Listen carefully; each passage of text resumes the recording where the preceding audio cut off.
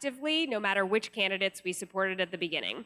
And speaking of supporting candidates and speaking of voting, I'm going to pass the mic to Alex to run us through how today is going to work. Thanks, Kaya. Thanks, Nini. Okay, I got to read off because I got to get this part right. I'm here to share the rules for the day. These were developed by our elections committee members. And the members of our elections committee were Robert Barton, Shania Loanea, Monica Martina Lopez, Dante O'Hara, Emily Siegel, Samantha Trumbull, and Jamila White. Could you all please stand to be acknowledged? Just raise your hand if you are on our elections committee. Y'all, these folks have been working so hard to produce today and our entire endorsement process. So our program today, the mayoral forum will come first with the candidates for mayor, followed by the candidates for delegate. We're excited to welcome Katia Stitt of WPFW as our moderator for the delegates forum, the mayoral forum. And Sam Collins of the Washington Informer will join us a little bit later as the delegate forum moderator. Please be sure to support WPFW and the Informer, our local independent media. It's so important now more than ever. The Elections Committee and the moderators have worked together to develop questions for each forum. Candidates will have a set amount of time to respond to each question. There will not be an opportunity for rebuttal. Dante, on the stage here, will be keeping time, and there will be a 20-minute intermission between the mayoral forum and the delegates forum. We will take a limited number of questions from the audience. If you would like to ask a question, there were note cards available at the welcome table. They should still be out there if you want to go grab one. You can write your question on the note card and just hold it up. One of our ushers will come and pick it up, and Robert and Emily will be selecting the questions that get asked. At the end of this forum, there will be a straw poll to determine the winner of the forum. Everyone should have gotten a ballot when you arrived. If you did not, you can get one at the welcome table. Everyone may vote for one candidate for mayor and one candidate for delegate. If you vote for more than one person, your ballot will not be counted. There will be 6 voting boxes that open at about 1:45. Please feel free to start voting, and they will remain open until 4:30. So you can vote starting towards the end of this program, during intermission, or after the conclusion of the delegate program. After the voting is complete, votes will be counted downstairs in the fellowship hall, and if any campaigns or candidates or community members want to join us to just witness the integrity of that vote, you're welcome to join us after the program. The results of this poll will count for 10% of any candidate's score towards endorsement. And I should add that all of the candidates who are joining here today were invited based on the scores of their questionnaire responses. That was a complicated sentence to say. We invited all candidates who are running for these offices to complete a candidate questionnaire. The members of our endorsements committee scored those responses. The candidates who are joining us here today are the 4 top scoring candidates in both races. And the rules that I just stated are posted around the space and are written down. Finally, we want to thank the team of volunteers who are collecting questions and checking in and serving food and taking care of children and doing ASL and Spanish interpretation. And that reminds me, yes, thank you. Would one of our Spanish language interpreters be willing to make that announcement? Thank you. Hola, muy buenas tardes. Si hay alguien aquí que quiere interpretación al español, estoy con mi colega allí, mi colega puede saludar. Estamos con el equipo portátil, entonces si alguien quiere interpretación al español, por favor, que venga a hablar con nosotros, podamos entregar el equipo. Muchas gracias. Thank you. We also want to thank all of you for joining us here today. We want to thank the candidates for making time. We know it's a busy and endorsement season. And with that, I'm going to turn it to Katia to get us started. Thank you very much, Alex. And thank you all for being here. We're going to jump right into it. And welcome candidates Ford, McDuffie. I'm not speaking in the order you are in. Goodweather and George. We appreciate you being here. So, Right now, we'd like you to please introduce yourself and share why you're running for office. You have 2 minutes, and we'll start with candidate Ford.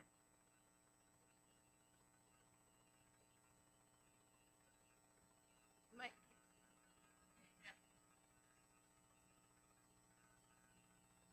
Okay, can you hear me? Okay. I'm reclaiming my 2 minutes. Yeah. Good afternoon, everyone. Good afternoon. Thank you, Pastor, for allowing Free DC to host this debate here. My name is Yaida Ford. I am a civil rights trial lawyer. I'm admitted in 9 courts, but I primarily serve the District of Columbia. I'm running for mayor because I care, and the number of cases that I get have not been resolved. I'm the only candidate, and the number of cases that I get have not been resolved at a council level or at the mayoral level, even though they could have been. And so by the time they come to me, they've already gone to the council for help, they've already gone to the mayor, and they come to me because I'm the only one with a proven track record of bringing accountability to the government.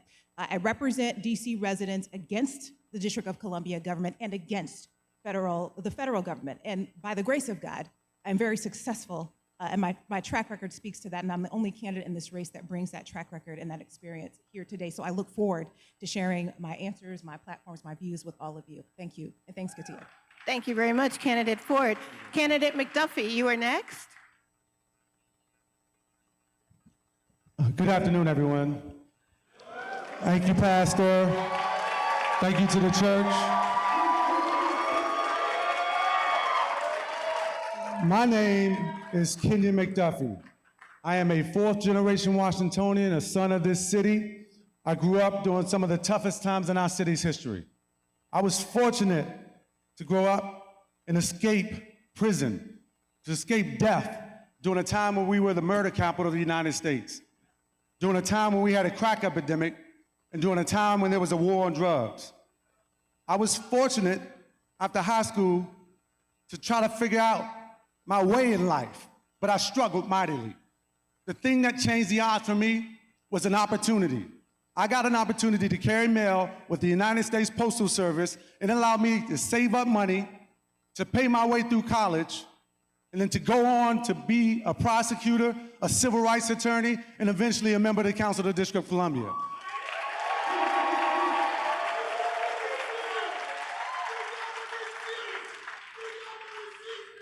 But what's important for you all to know, public service is not a job for me. It is my passion. It is my life's work. None of these people on this stage, my fight is not with them. My fight is with Donald Trump and the people in Congress who make it hard for us to live, who are snatching up our immigrant neighbors off the streets. My fight is with them. And I'm running to fight and deliver for all DC. That means all 700,000 of our residents in all 8 wards, and I'm fighting to make this city a city that is safer, that is more opportunity rich, that is more affordable for the people who've been left behind. I'm running to give voice to the voiceless and to make sure that this is a city that works for everybody. Thank you all for being here. Let's go win this race.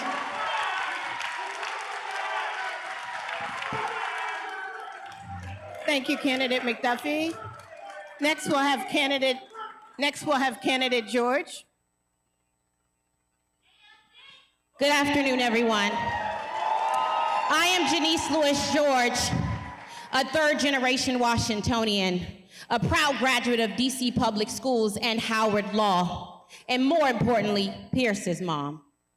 And I am running for mayor to do what I've done for the last 5 years at the council, and as an attorney and an organizer, and that's put people first. This election is about a simple question. In this moment of crisis, who do you trust to show up for all of DC residents in all 8 wards?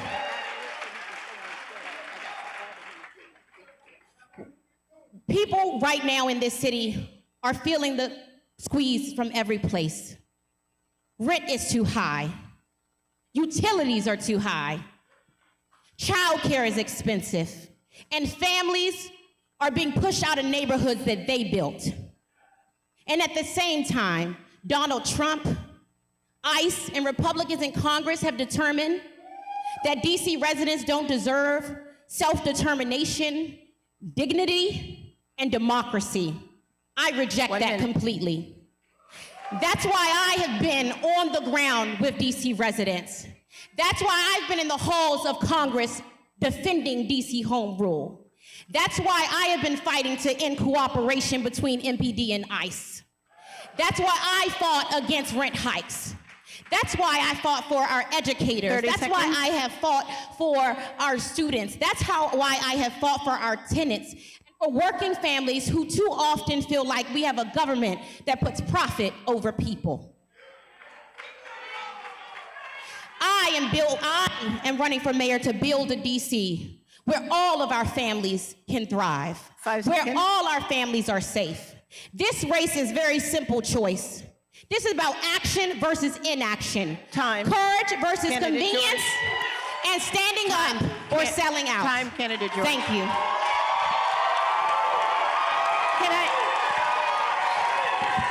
Can I ask you,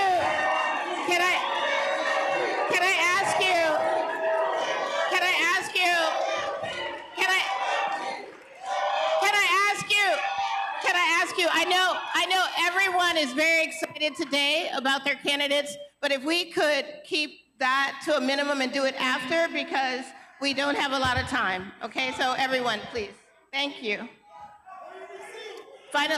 Finally, we'll hear from candidate Goodweather.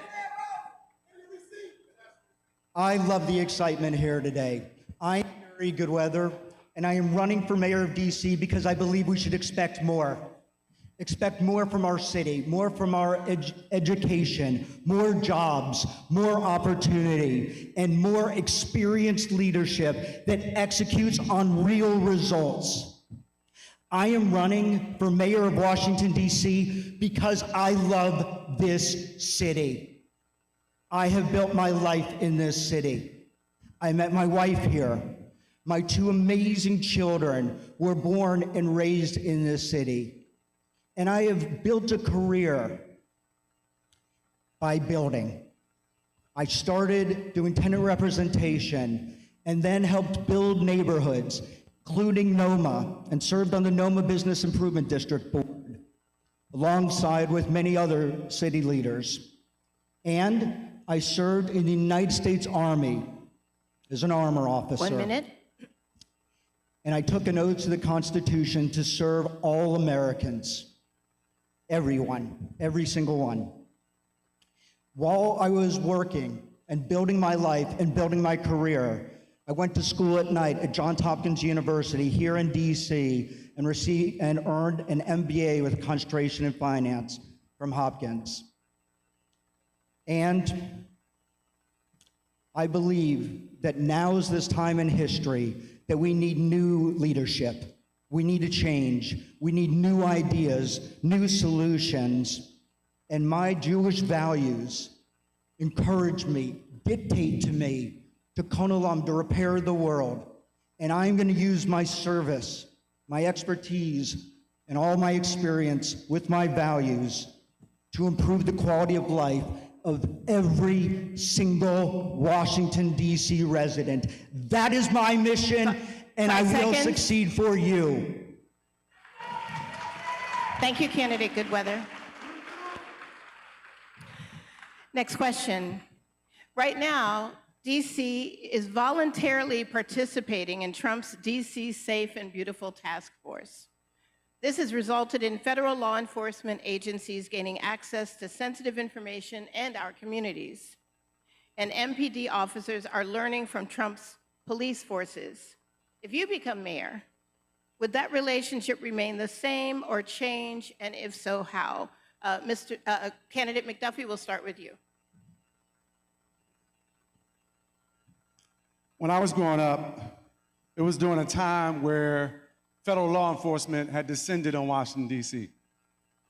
So when I see the National Guard today, it reminds me of the trauma that I experienced in my own neighborhood. I know what injustice feels like personally, having been arrested 3 times in my own neighborhood as a teenager. It's one of the things that inspired me to become a civil rights lawyer, so that I can fight to protect people's rights. It's one of the things that inspired me to do on the council the Neighborhood Engagement Achieved Results Act to make sure that we reform our police department and make things more transparent. It's why I put money in the budget to expand access to justice for tenants who live here so that they can have attorneys to represent them when they go up against slumlords. I have always been about justice and fairness, and I didn't just start it when I started this campaign. This campaign is not about rhetoric, it is about results.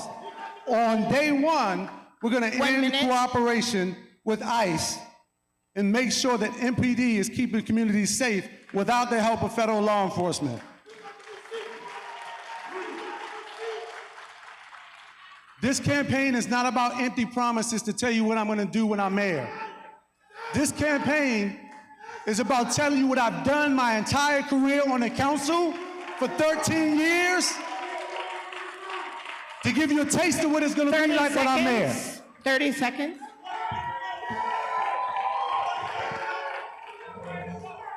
Next we'll hear from candidate Ford. Thank you, candidate McDuffie. Yes, thank you. So we're talking about receipts. And to answer the question, no, the relationship would not stay the same. The Safe and Beautiful Task Force, I don't see this city any more safe and beautiful than it was before the president came in. But we're talking about receipts really quick. So I'm the only candidate here that has actually sued the federal government, the United States, and been successful in that. And they already know this about me, and so the relationship it's impossible to keep that relationship the same. The capitulation that we've seen, kind of the bowing down, the removal of landmarks, like the Black Lives Matter Plaza, just the removal of sanctuary city status, all of those things are capitulation to a particular agenda that is anti-democratic. And so for me as a candidate, the answer would obviously be no, because I've litigated against the United States successfully. In fact, they were afraid to go to trial against me and settled both of those cases, one within a week of trial and the other one 30 days before trial. So certainly with a fighter, and this city needs a fighter, and people want fighters. And I have a proven track record of fighting on behalf of district residents and succeeding. So absolutely the relationship would definitely not be the same on day one. Thank you, candidate Ford. Thank you. Next up, we'll hear from candidate Goodweather. DC will exit the big and beautiful task force, period. We need to replace it with locally controlled law enforcement. But how do we really solve the problem? Is we need to create opportunity and create a safe city for ourselves. And that is by creating jobs, opportunity. And I will say that I took an oath again to the Constitution, and I put on the uniform, and I served in the National Guard. And what is happening to our city is antithetical to what I served for. And it is antithetical to democracy that disenfranchises 700,000 of us, 700,000 human beings. And now is the time in history, our 250th anniversary, to get more, demand more for our city. We will address our city's problems, and by creating prosperity for every single resident, we will take control of ourselves. Thank you, candidate Goodweather. Candidate George. Thank you. As Ward 4 council member, I have seen the terror in our neighborhoods when families have been ripped apart, and I walked outside when an individual was being taken by ICE off the street. The terror in our community has been unacceptable.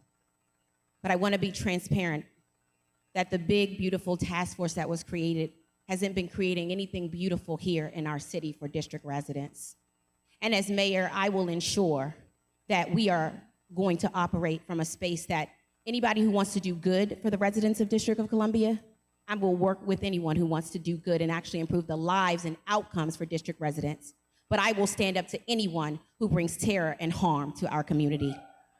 Now, as an attorney who's worked here in the district, I know that we sit on several task forces, and we work with federal government. Now, I don't want my city left blindly So I'm going to put some people in the room on the beautiful task force, because I want to know if they're coming after our children, if they're coming after our educators, if they are coming after our families, that we are prepared to stand up and fight back. And I'm going to be clear and transparent about what is happening. And I won't lend any DC resources to continue to terrorize our neighborhoods. That's why, as council member, I introduced legislation to end cooperation with MPD and ICE. And that's what I will do on day one as council member. I will be transparent about what is happening, and I will continue to fight for all of DC residents and be strategic and smart in doing so. Thank you. Thank you, Candidate George. Thank you, Candidate George. Next question. During Trump's first term, Muriel Bowser took a position of defiant opposition. This time, she has been markedly more cooperative. As mayor, how would you approach the relationship with Donald Trump? And we'll start with candidate Goodweather. You can call me whatever I want. I get called lots of things. Oh, forgive me, I said Goodwater, sorry, No, Goodweather. I've heard it all before. Okay, I'm burning my time. So, look, we knew what Trump was going to do this term based upon what he tried to do during the last term. How would we deal with this administration? I will tell you, first of all, that appeasement doesn't work. We have seen that before in history. How will my administration deal with this administration? With creativity. We have seen litigation have effects, and we will continue that. We will find new tools to be able to ensure that our residents, that our city is not only not terrorized by this administration, but that we get more. Transparency. 1 minute. Transparency. We need to ensure that everything across every DC agency and every agency that is working alongside DC government, whatever capacity, that everything is visible so that we have the ability to see what is going on. And in that regard, we are going to revamp DC's website and be able to see, regardless of what it is, that everyone sees every contract, every incident with the federal government, federal overreach, visible to everybody. And we will utilize all of the resources in this room to fight for each of you. Thank you, Candidate Goodweather. Candidate McDuffie, your turn.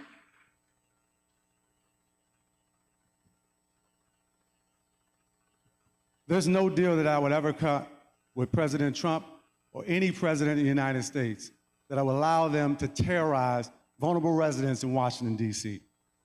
That is not our values in Washington, D.C. That is not how anybody should live, not our immigrant neighbors, not black people, or not anybody else who comes to the District of Columbia. I've spent my career on the council fighting to keep people safe.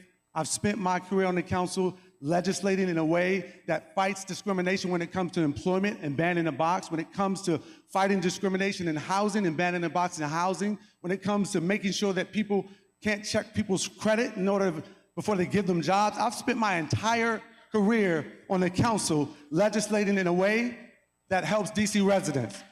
So there's no deal that I'm going to cut with Trump that will allow him to violate the rights of our residents. But when it comes to growing our economy, when it comes to things like RFK, when it comes to creating thousands of jobs and investing in Ward 7 and 8, then I'm going to be right there to work with any administration to make sure we can fight for DC.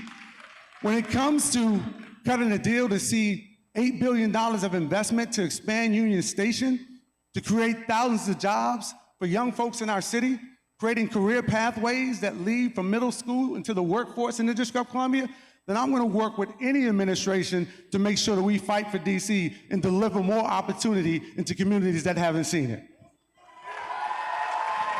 Thank you, Candidate McDuffie. Candidate George. Thank you. As a daughter of the district, I know how important it is. I've been fighting for statehood my whole life. And I also know how important it is to fight for a free DC. My strategy is going to be an inside-outside strategy.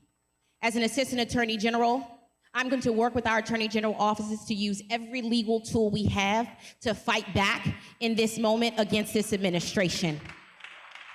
I am going to do what I have been doing every day, walking the halls of Congress myself, talking to members of Congress on both sides of the aisle to defend DC autonomy. And the number one thing I hear when I'm walking the halls is this is the first time I am hearing from elected leadership in DC.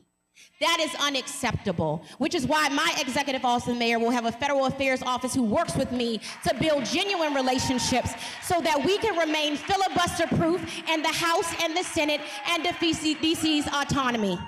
But my outside strategy also includes you. Because when we organize together and the collective power of the people of this city, we can organize and we can fight and we can defend our city and create a free DC. And it's gonna be really hard for one of my opponents who's taking Trump dollars to not comply in advance in this moment. Thank you. Thank you, Candidate George. Next question. Next question. Thank you. Cities across the country are... Sorry, I did not get a chance to answer this question. My apologies, my apologies. Candidate Ford, please. Thank you. Pastor, I apologize, but I got to say this real quick. Anybody know Crime Mob? I'll knock if you buck. That's what it has to be, DC. I'll knock if you buck. I've sued the federal government before. I've sued the United States. I've gone up against Department of Justice attorneys before. So I know what it means, right? I know how to fight, but I knock if you buck. And in the court system, I work with malignant narcissists every day, including the Attorney General's office.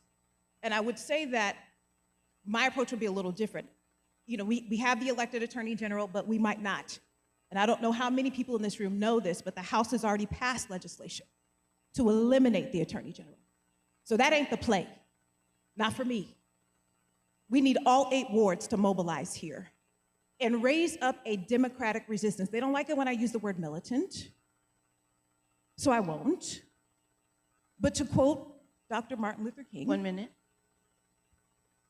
The reaction to the president when they failed to dismantle segregation using the power of an executive order was to raise up, in Dr. King's words, a militant resistance. So I use the word democratic resistance because we ain't got statehood yet. But in order to get it, all 8 wards have to stand together. And my plan as mayor is to be a bridge builder because we got 8 different cities here, folks. 30 seconds. Ward 3 don't know what's happening in Ward 8. Ward 8 don't go up to Ward 3 and Ward 2 like that. We're a city amongst ourselves here in 8. I'm a Ward 8 resident, so I know. I got backyard hens. I raise my, I have fruit trees. I have a homestead here. But they don't know that we live like that here. They don't know what our reality is here. But as a bridge builder, all 8 wards, all 700,000 residents need to stand together and say to the president, I'll knock if you buck. Thank you so much, Candidate Ford. Thank you. Cities across the country are finding creative ways to protect their residents from Trump's forces, as we've seen. What are other cities doing that DC can or should learn from or emulate? And we'll start with Candidate George. As you all know, DC is unique because we don't have statehood and we don't have our autonomy. But what we have seen is that the leaders in this country who have stood up and been courageous and fought back and who understood that compliance in advance is not a strategy are the ones who've been able to protect their residents the most. And so it is important for us in this moment to recognize that we have collective power. What I would do differently is I've seen our neighbors. They've created what I've seen as school walking buses because they've had to surround children and their families to go into school because they were scared of them being taken by ICE. Our city could have stepped up and said, our people don't need to walk our students to school to be safe. We have buses, we have School Connect. I would have used our resources to support our neighbors in protecting our residents against ICE. We've also seen leadership across this city, across this country. Governor Spanberger, what did she do on one? In cooperation with federal and law enforcement and her law department. And that's what I would do in every executive order that allows our resources and our police officers to be used for federal and law enforcement in our city. That's what we would do. We have seen mayors in Chicago and even next door in Baltimore stand up for their residents and organize with their residents to create a real resistance and to build relationships in Congress so we are filibuster-proof and have the leverage we need to fight back in this moment. That's what is going to make us win, and that's how we're ultimately going to get a statehood, but also a free DC to protect our residents every single day. Thank you, Candidate George. Candidate Goodweather, please. Here's the thing. Washington, D.C. is unique. We're better. We have more resources in our city than any other city in the United States to defend our residents, protect our residents. We have the highest educated workforce in the country. We have some of the most incredible organizing capabilities. I think we've seen it here today with Free DC. What you have done here today 1 minute. is miraculous. And this is also where we need to utilize all of Free DC's and all of our city's resources to be able to turn activism into advocacy for all of our residents. And we are already in every level of the federal government. Workers are residents here. And how much time do I have? 30 seconds. And I will tell you that in terms of being able to get more for our residents, this is where the DC government needs to be able to create opportunities for our residents. We need together to be able to defend ourselves and utilize our resources to get more. Thank you, Candidate Goodweather. Thank you. Candidate Ford, you're next. So one of the things that I liked with what happened in Minnesota was when Minneapolis and Twin Cities, they basically shut down the economy. And it was planned, it was organized very well. And everybody stood down ICE. And then you saw within hours after that, the federal government left. They said, we won't go to work, we won't go to school until you get up out of here. 1 minute. So that level of organization, I liked the way the city officials coordinated that, and that took a very unified effort. There were no stars in that. There were no viral moments from that because of the bloodshed and all of that. They knew they were dealing with something very serious. So I liked the unity in that, and we need a leader. As mayor, I would unify the city. We need a leader who can bring us together so we can raise up a resistance. The other thing that we need to use in talking about resources, we have a bar here that has over 100,000 lawyers. And for those of you who didn't know, the president actually started going after law firms here in DC because of the financial power that they have to do pro bono work for immigrants and other constitutional causes. And he threatened to ban us from courthouses and things like that so that we couldn't go to court and defend our clients. And so we need to engage that bar. I'm a member, I'm an active member at that bar. I was just with the DC Bar CEO for the last 3 days. So we need to utilize the resources that we already have and people who would do that work for us for free to help us raise up a resistance to this president. Thank you. Thank you, Candidate Ford. Thank you very much. Candidate McDuffie.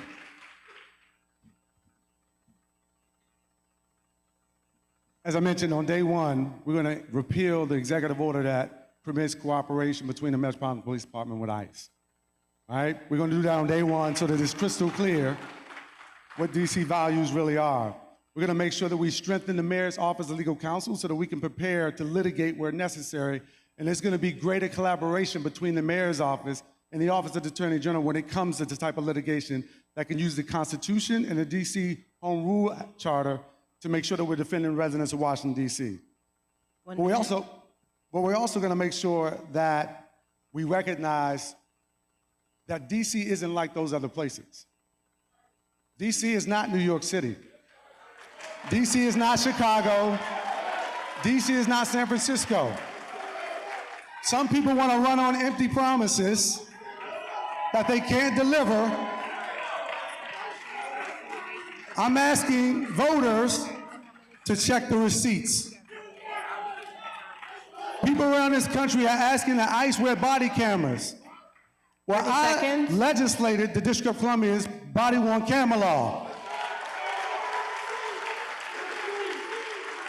It's one thing to start running for office and then start introducing bills.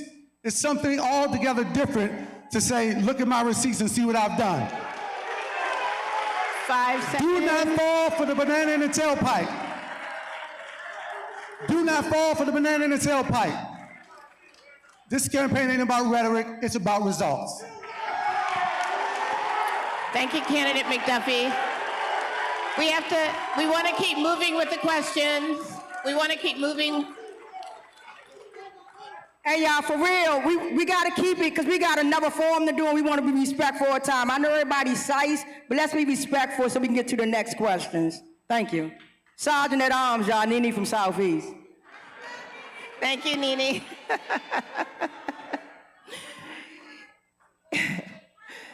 So, the next question. The average income for Black DC residents is $40,000 to $60,000, while the citywide average is more than $100,000. When you cross the Anacostia River, the average Black income drops. We want to hear your plan to disrupt systemic poverty and income inequality. And to further articulate that, what are the 4 key areas you will focus on to shift resources, change policies, and redistribute power? And we're going to start with Ward 8 resident candidate Ford. Thank you. I love this question.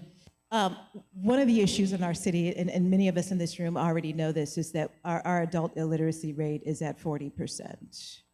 That is a staggering number, and it's grown worse under the current administration that we have, the current mayoral administration. And so we can't keep ignoring the need to address literacy in our city, because that's directly tied to outcomes, it's directly tied to income, it's directly tied to everything. Right now, as I sit here, I know that the test scores for students in grades 3 through 8, CAS, what I'm talking about, 75% of our students are failing. They're not meeting benchmark in literacy, and they're not meeting benchmark in math. 75%, thanks LaJoy, 75%. Okay, those are not public. That what I'm giving you, you'll not hear, you will not find the stats that I just gave you. You will not find them on the DCPS website. 30 seconds. Okay, I know that these are the records because I've represented educators. Okay, and they come to me and they talk to me and they show me things. But we are failing our kids. Under the current regime, the council, the mayor, we're failing them. So one of the things I want to do is reinstitute reading specialists in our schools. We need to also balance these equities. We need to bring back reading specialists, but we need to balance these equities between Ward 3 because they have the better outcomes 5 seconds. than Ward 7 and 8. So the resources need to be shifted. Poverty is not a learning disability, y'all. Y'all quiet up in here. I know we in church and all of that, but poverty is not a learning disability. We have a resource issue. It's not a learning disability issue. So those resources need to shift, and we need to do an audit.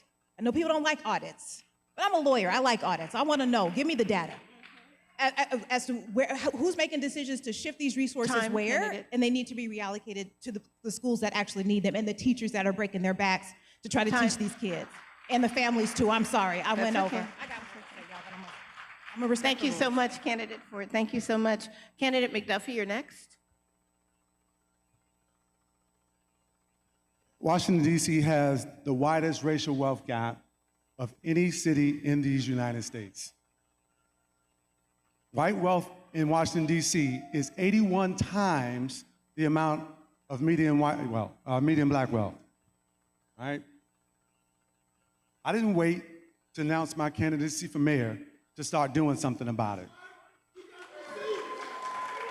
What I did was author a landmark Racial Equity Achieved Results Act to establish the council's Office on Racial Equity minute. so that every bill that's coming through the council gets measured with a racial equity impact assessment so we know who's being marginalized and what the impact of the law is going to be.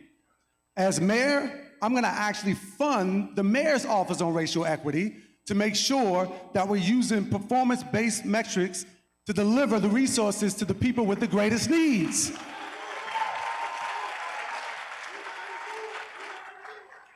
And it's not just a 30 promise that I'm seconds. making to get your vote for mayor.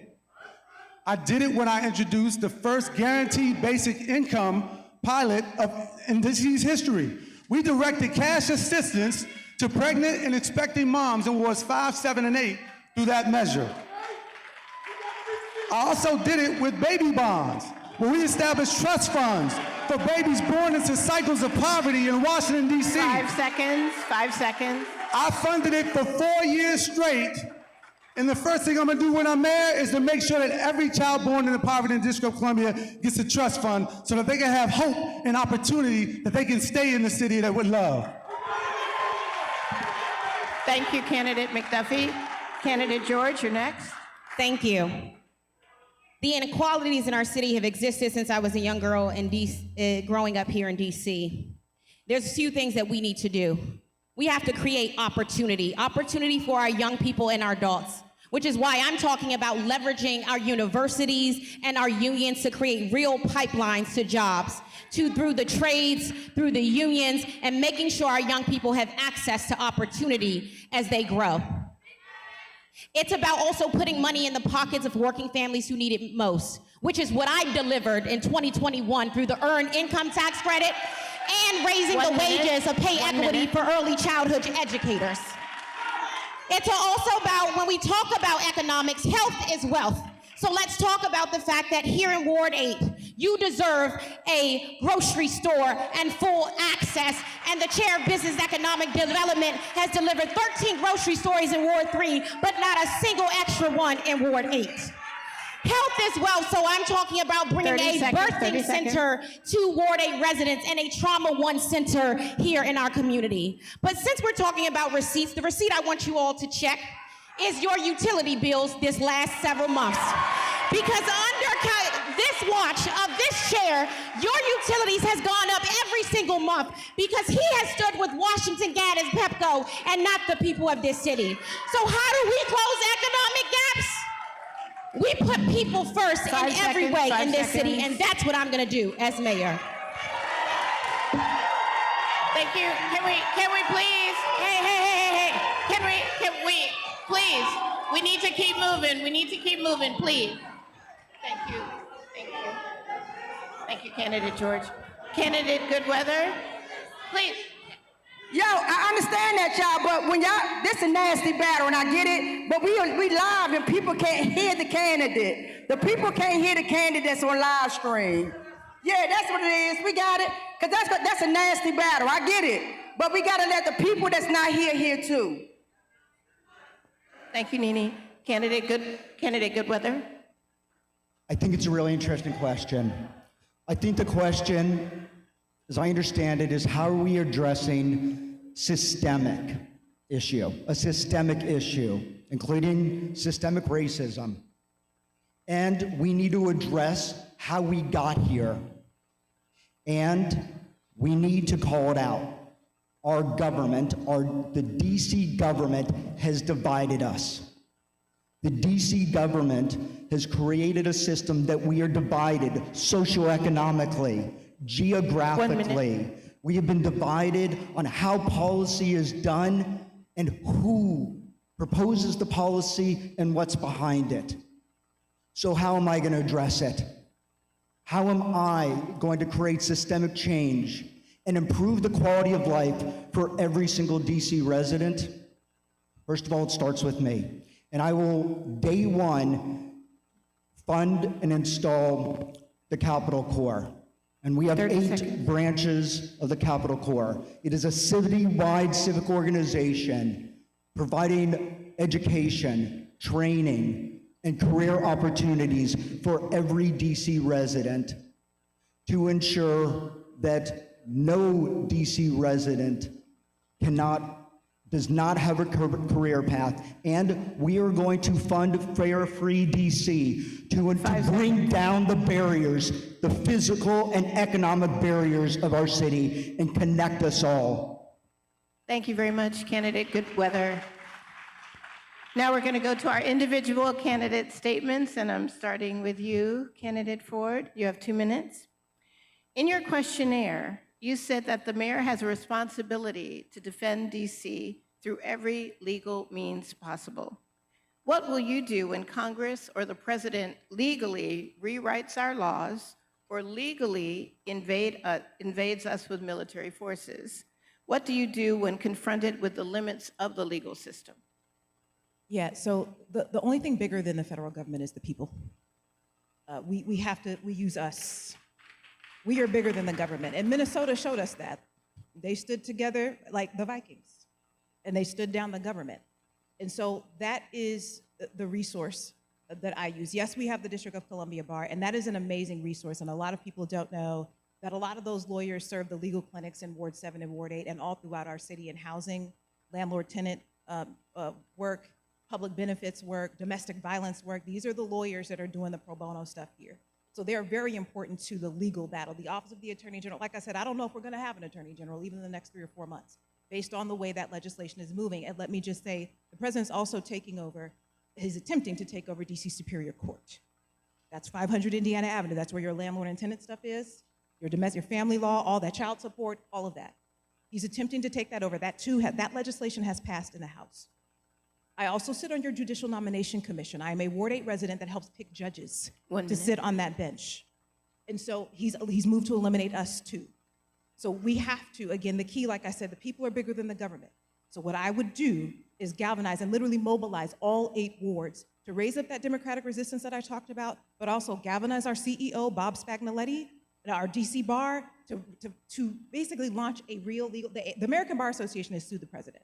The DC Bar can sue him too, if we have an attorney general or not. So that's the contingency plan. 30 seconds. And thank you all. I feel like I've overspoken already, but thank you all. It's good to be here, and I'll be outside to speak with people in the back. And make sure you sign my petition. We got 4 more days, y'all.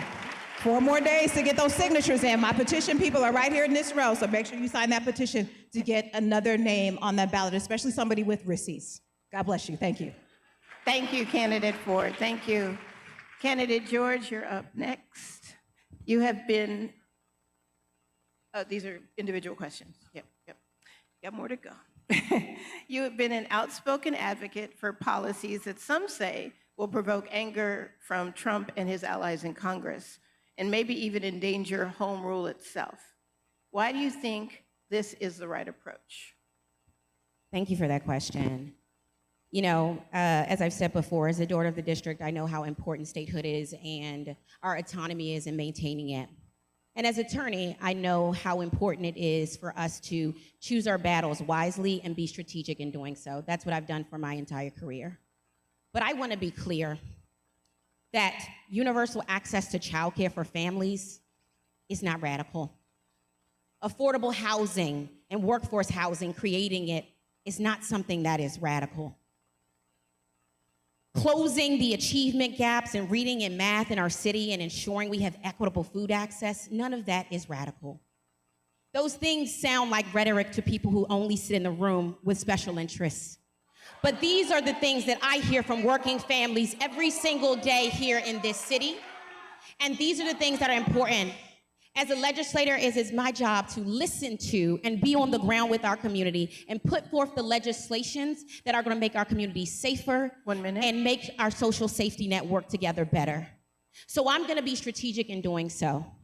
And building those relationships that I'm going to build in Congress that I've been doing every single day, fighting to make sure that we have a space and actual, when I went to Congress and heard from people saying, I would fight for DC if I heard from DC. That's what I'm going to do to ensure that we have the leverage we need to fight back. But I want to make it clear, nothing that working families in DC are asking for our government to answer to the many and not the few, to put people over profit is not a radical thing. And so I'm standing 10 toes down for the city that I love and was born in to produce real results. And that's what I've done for the last 5 years as council member, and that's what I'm gonna do as your mayor. Thank you. Thank you, Candidate George. Candidate, thank you. Thank you, Candidate George. Candidate McDuffie, you're next. You were serving on DC's council last year as Trump and Congress attacked DC's budget and began a military occupation. Throughout all of it, you were mostly silent. Please explain why that was your approach. I'm not sure who wrote your question, but perhaps they need to check the records. I've never been silent when it comes to defending my city, ever. I'm from here, born and raised. When Trump is long gone, my family's gonna be right here. I'm from Washington, D.C., from Stronghold. I live in a home that my grandparents bought back in 1952. 3 generations deep. When this president is finished playing political football with Washington, D.C., I'm gonna still be here, my family's gonna be still be here, and I'm still be fighting for my city. Now, some candidates in this race think it's okay to campaign on sound bites and social media clicks. They talk about legislation and things they did in 2021 when they weren't even the one that led that effort. They hitch their wagon to other people's bills because they don't have a record to run on. 1 minute. So I'm not sure who made the question, but I've spent my entire career fighting for civil rights, protecting fairness and justice, and we're gonna make sure that we do that whether Trump is in office or some other hostile government. I'm gonna work with the Attorney General. I'm gonna strengthen the mayor's legal resources. I'm also gonna cross borders to talk to our colleagues in Virginia and Maryland and make sure that we have allies who are with us in this fight. We're gonna stand strong to defend home rule and the rights of all of our residents. Thank you, Candidate McDuffie. Thank you, Candidate McDuffie. Finally, Candidate Goodweather, you're up next.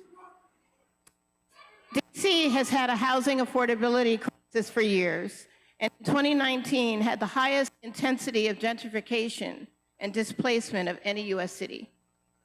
Your company, GME Investments, focus on value creation for investors through acquisition, development, and redevelopment of properties, and has potentially contributed to the affordability crisis by buying and flipping homes. In your perspective, what about your professional experience makes you well suited to be mayor?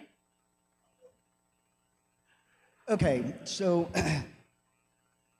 my company, GME, was founded with the idea of community wealth. The idea is for neighbors, for the community, for friends to be able to invest to ensure that they've got long-term income.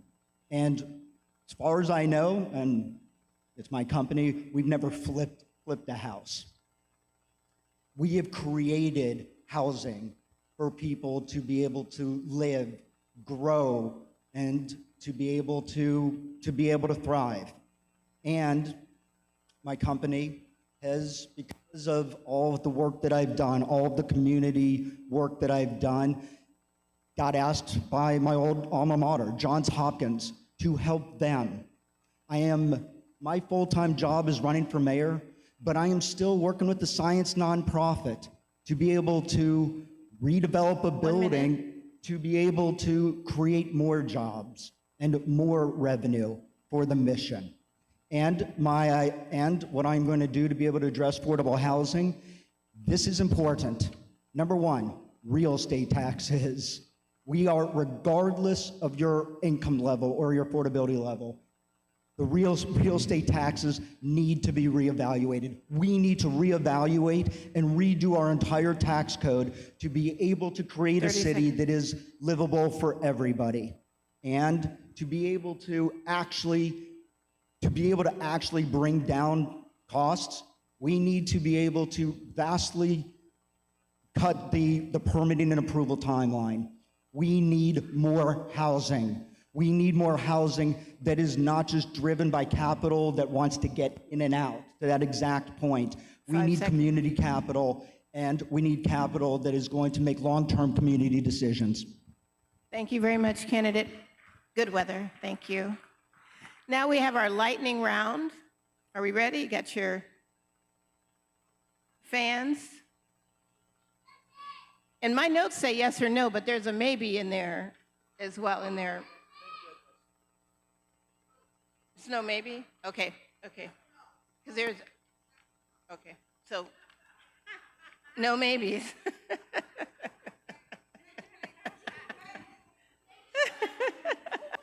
Is it that we can't answer the questions? We can't answer the questions? This is it. This is your answer to the question. They're yes or no questions only. It's a lightning round. Quick, quick. Okay, everyone ready? Ready? Got your fans? Okay, first question. Is it ever appropriate for DC's mayor to work with Congress to overturn a DC law?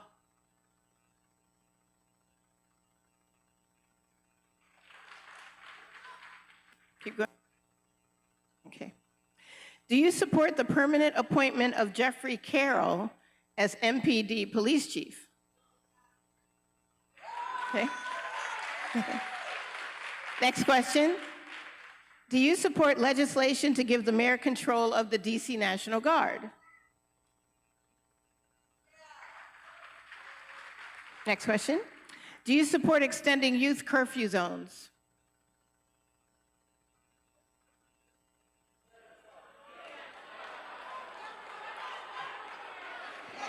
Running out of time. Running out of time. Maybe. Okay, am I allowed to, I have a procedural question for Free DC. Candidate Goodweather asked me to ask the question again. Oh. Okay, I can't, I'm sorry, Candidate Goodweather. I can't, I'm not allowed to ask the question again. They're telling me. Madam I'm sorry. Moderator, can you repeat the question just so, because there was a lot Can I of do noise. We that? just want to Okay. repeat that question Okay, so that sure. everybody can hear what the question was, please. Thank you. Okay. Thank you. Do you support extending youth curfew zones?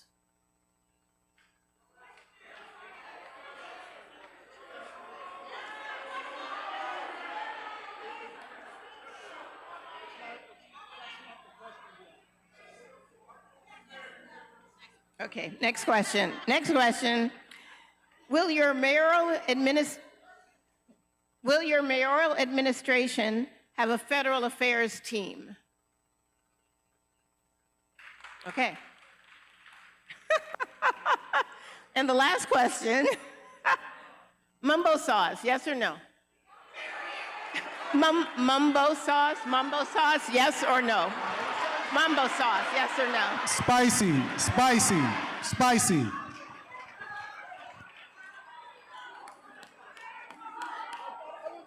That's okay. You probably wasn't sure you heard what you heard. but you That's heard the it. endorsement question, y'all. That's the real endorsement question. Okay. Thank you, and thank you all so much. We still have questions now from the audience, and it looks like we'll be able to do 3 of them. Someone will give me time, and then you'll have your closing statements after that. So, Questions for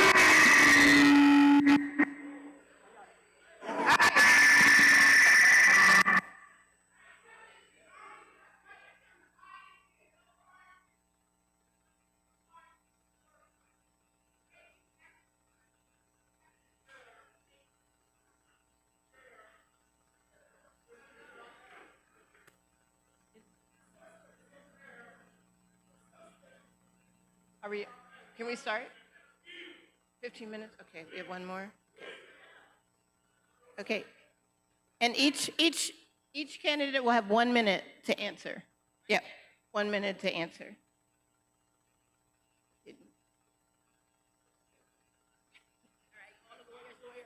Yeah.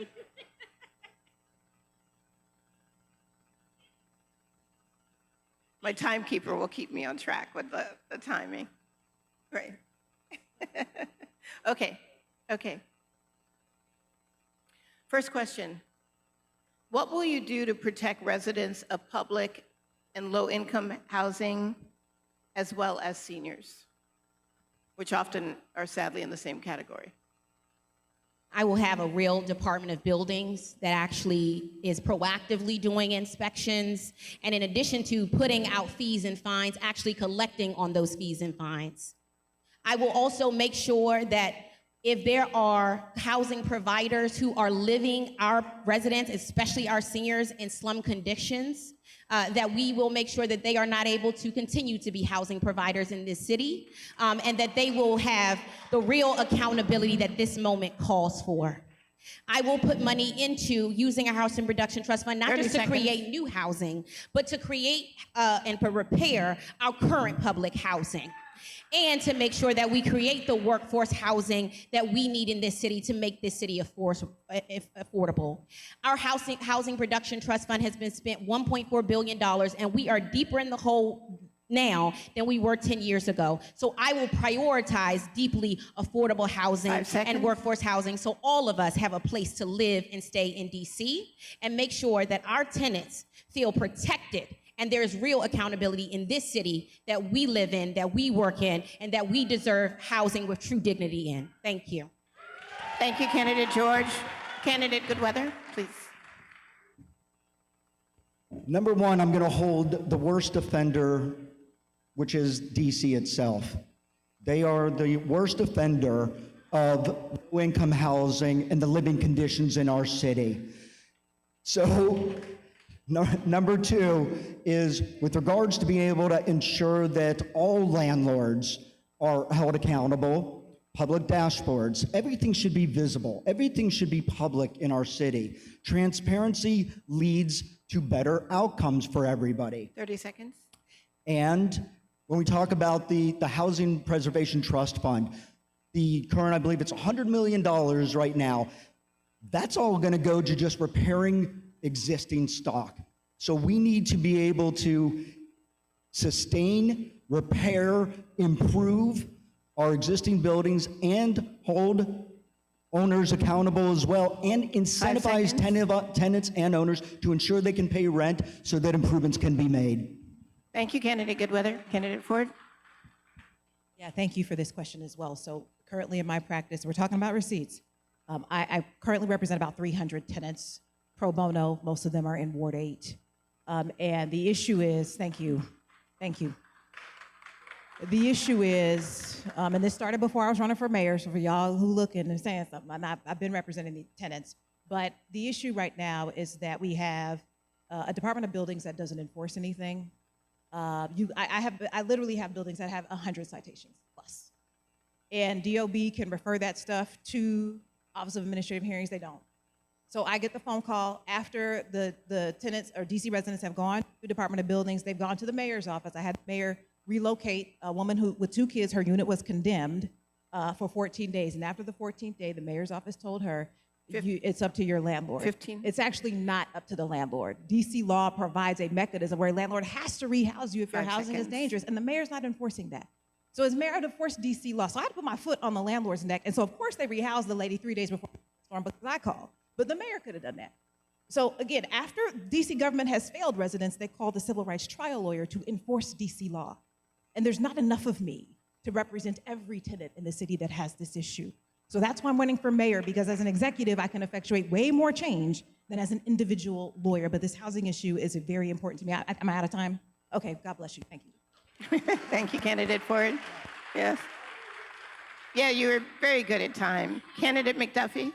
As I said, I live in a home that has been in my family since 1952, and today I'm living there with my wife, Princess, and my 2 daughters, Casey and Josie, and I know what it means when a family is priced out of Washington, D.C. It's why, as a council member, I wrote the law that requires affordable housing in district-owned land whenever it is disposed of for affordable housing, for development.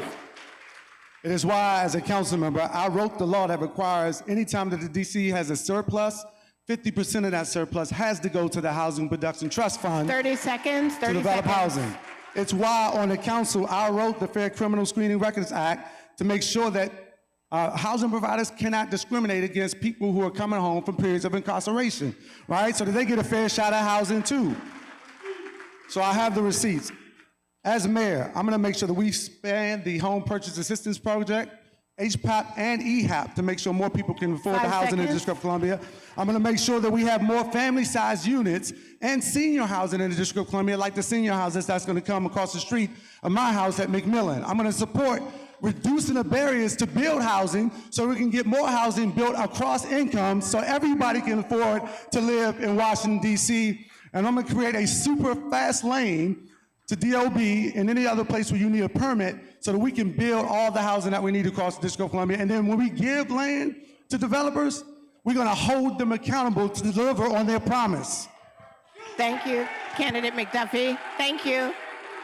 Thank you. We still have more to get through. Thank you, Candidate McDuffie. And now this time we'll just go, so we start with you, Candidate Goodweather, with the next question, and then we'll finish. So we'll go down and around. Next question. How will you approach addressing drug use, addiction, and the mental health crises and other public health issues? What commitments are you making to improve DC's approach to this crisis?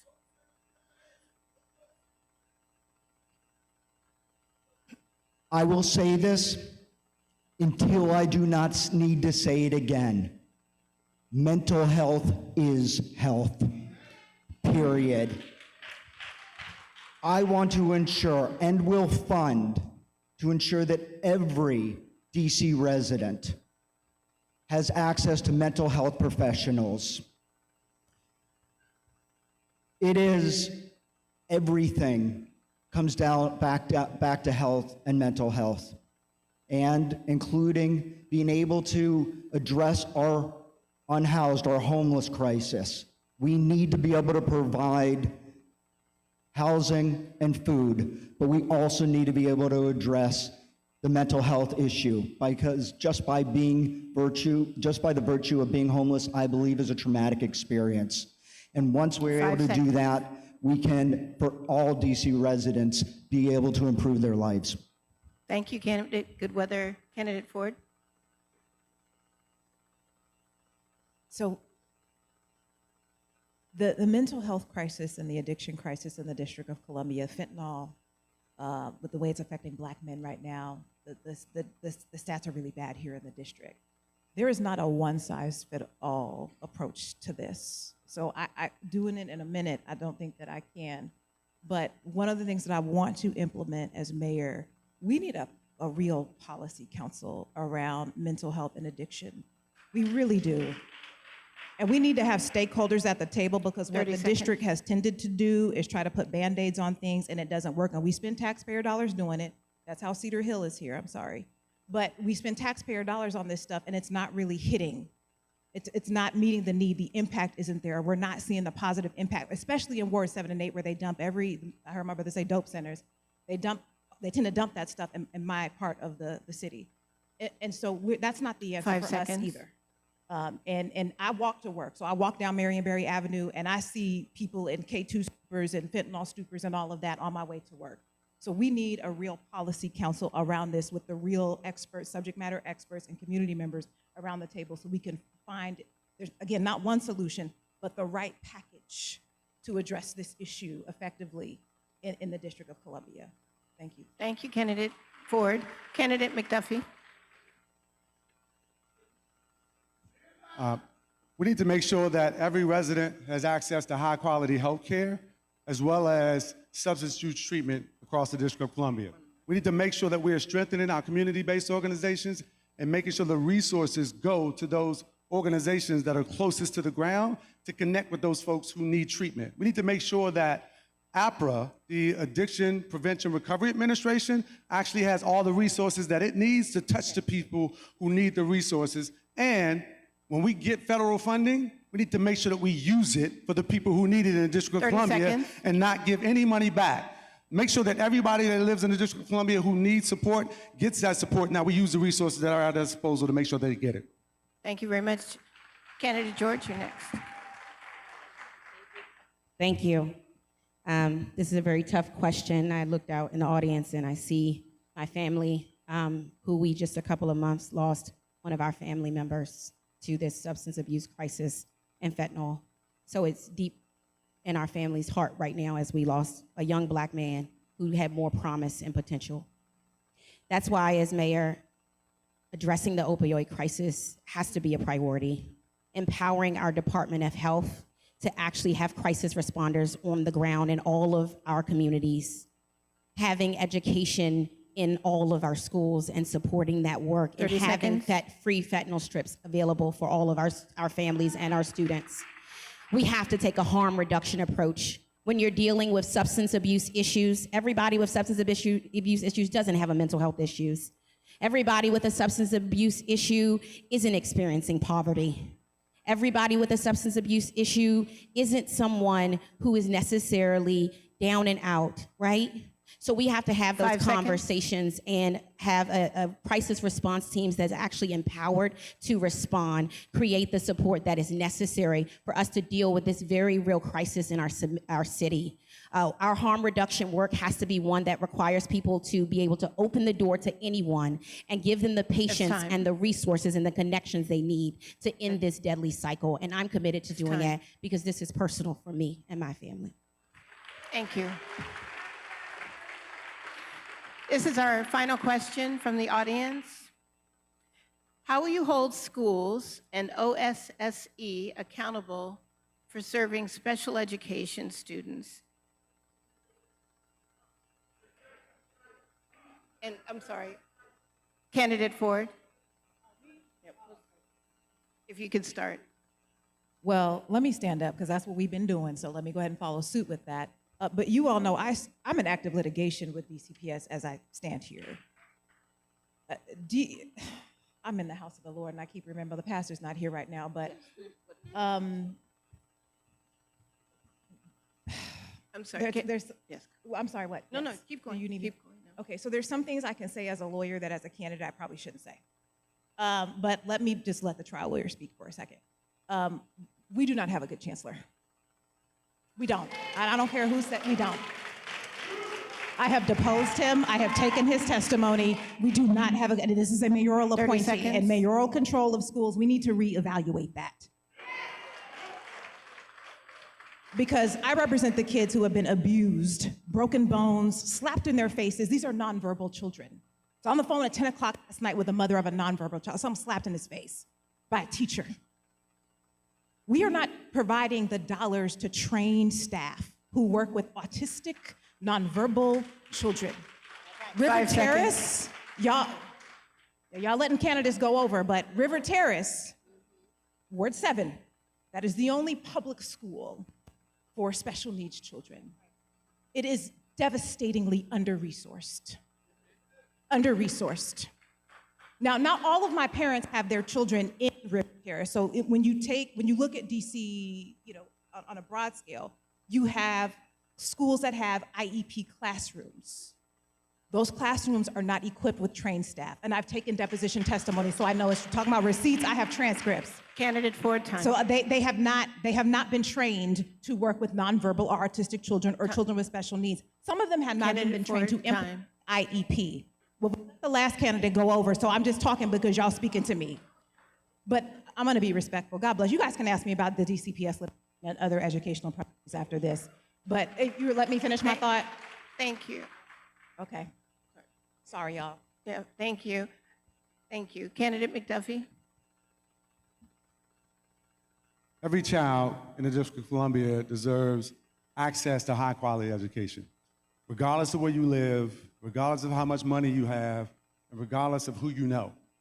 So it starts with making sure that there's top leadership in every agency across the board in the District of Columbia government, particularly our education agencies, including OSSE, making sure that our special needs students get the resources and supports they need to get a top quality education in DC, and making sure that they get transportation to that access to that education where it doesn't exist in DC is also tremendously important. Making sure that The resources inside the 30 schools, the seconds. teachers in the classrooms have everything they need to give them that high-quality education is something that I'm going to prioritize as mayor, because it shouldn't be how much money you have in order to be able to get the resources that you need as a family and as a student with special needs. Regardless of your learning ability, the District of Columbia education system needs to have everything, whether it's a public school or a public charter school, to make sure families get the supports they need in the District of Columbia. And that's what I'm 5 promising to seconds. do as a mayor of the District of Columbia. Thank you. Thank you, Candidate McDuffie. Candidate George. Thank you. Leadership starts at the top, especially as it relates to education. And I want to speak about our students who have disabilities and who have individualized education plans. I worked in OSSI, and when I worked in OSSI, what I noticed is that this city, we take a reactive approach to students with disabilities. And that reactive approach leads to a disparity. Families who can afford an education lawyer and attorney take the district to court, and the district settles, gives them money to go to an 30 out-of-school seconds. placement because we don't have enough schools to actually meet the needs. So what I'm talking about as mayor, taking a proactive approach, having a chancellor, a deputy mayor of education as well, who does the work as well. But I'm also talking about providing the training that our educators need, supporting our special education teachers with the resources and funds they need, and giving them realistic class sizes. 5 seconds. I'm also talking about reforming our OSSI bus system so that our students are not waiting outside day in and day out and not getting their school buses on time. So that's the work that it takes to support our students It's with time. special education needs. Time. Thank you. Thank you. Thank you. Candidate Goodweather. We spend more on education than any jurisdiction in the country per student, with some of the worst long-term outcomes. And we've been focused on the wrong outcomes. We are going to reallocate dollars to ensure that every child in our city receives the funding, receives the money to have special educators needed, mental health professional, social workers, because it is all connected. So, number one thing I'm gonna do, and by the way, we spend, in terms of our dollars spent for our education, the majority of the dollars don't actually go to the educator. So we are going to make OSSI a lot more efficient, a lot more effective for our students. And our capital core, to be able to provide the pipeline of special educators. 5 seconds. Has an education branch and an early childhood development branch. Thank you, Candidate Goodweather. Now we are to our closing statements, finally. Thank you all so much for all of your input today. We really appreciate it. We're going to start now at the end of the table with Candidate McDuffie.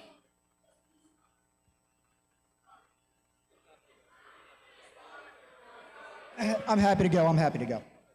Thank you, candidate. So, my apologies. My first time, but sorry. I'm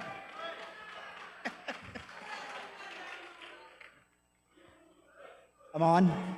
Yes. Okay. First of all, thank you all incredibly much for being here today. Thank you all incredibly much for being here today. This is really amazing. And I'll say that all of this together, I truly believe that we can accomplish anything. Every person in this room has incredible value for what we are all trying to achieve as a city. Our mission, all of us, is the same. It is to improve the quality of life for DC 1 minute. residents. I'll say our campaign has already been historic. I'm the first candidate in DC's history who's never held public office to qualify for the fair election program, and we did it completely grassroots. We did it because with people who know that it's time for change, new leadership, and new type of leader who executes instead of just legislates. And I will say that even if I am not your first choice candidate, I would ask with ranked choice voting, I want to be your second. And reach out to us. I am running to serve this city. I am running to serve you. And my metrics of success is improving seconds. the quality of life for all of you and DC statehood. Thank you. Thank you, candidate Goodweather. Candidate George? As my grandmother would say, when someone shows you who they are, believe them the first time. What have I shown you since I got on the council? I've stood up for working families, creating an earned income tax credit that put money in the pockets of working families. I made sure we had librarians in all of our schools. I made sure that our students had digital equity, had safe streets that they could belong in, and safe facilities. I have shown up every single day fighting for the people of the District of Columbia. 1 minute. I have also been the person in this moment. When Trump tried to take $1 billion and the Congress took $1 billion, I was in the halls of Congress fighting for DC. When ICE agents were on our streets, I wasn't hiding. I was on the ground defending my residents and doing the work to make it happen. When it came to fighting for affordable housing, I fought against the rent hikes that were coming for district residents. When it's ever come between 30 the seconds. people and someone else in special interest, I have always stood with the people. This race is very simple. It is about action versus inaction, courage versus convenient, and standing up or selling out. And I have stood up, and I will be the mayor who continues to stand up, to provide for working families, to fight for a safer DC. 5 because that seconds. is what this moment calls for, a people first mayor and a people first DC. Thank you. Thank you. Thank you, candidate George. Can we? Yeah. Thank you. Can we go to candidate, can we go to candidate Ford now?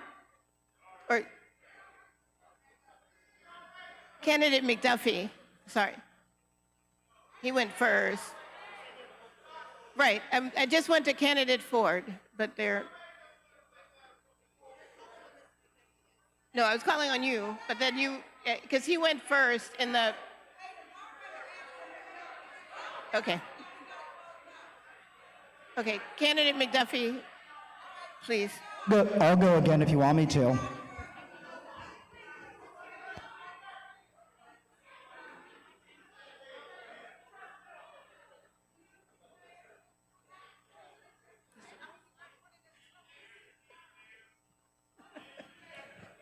I'm gonna try to bring the temperature down a little bit. I told you at the beginning, this fight ain't about these people on this stage right here.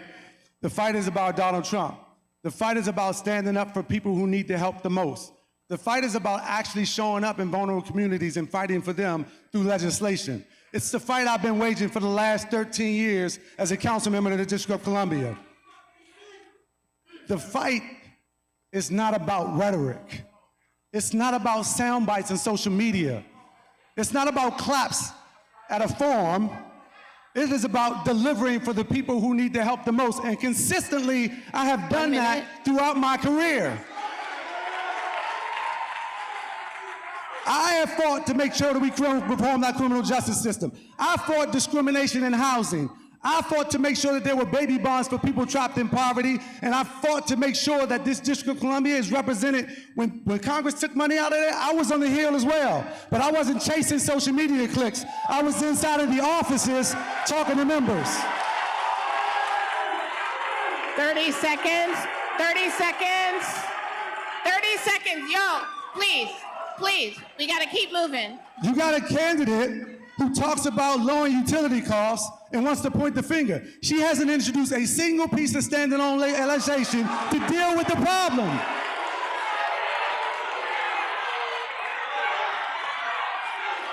Five seconds. And guess what? Every single time she had the opportunity to vote against the public service commissioners, she voted yes. Not once, but twice. That's a lie. I've never voted. He's been the chair. He's been the chair. Do not fall for the banana in the tailpipe. Can't rebut, I'm sorry. He started about with leadership. oxygen gas and Pepco and delivered higher rates for It's you. about results. Let's speak about it.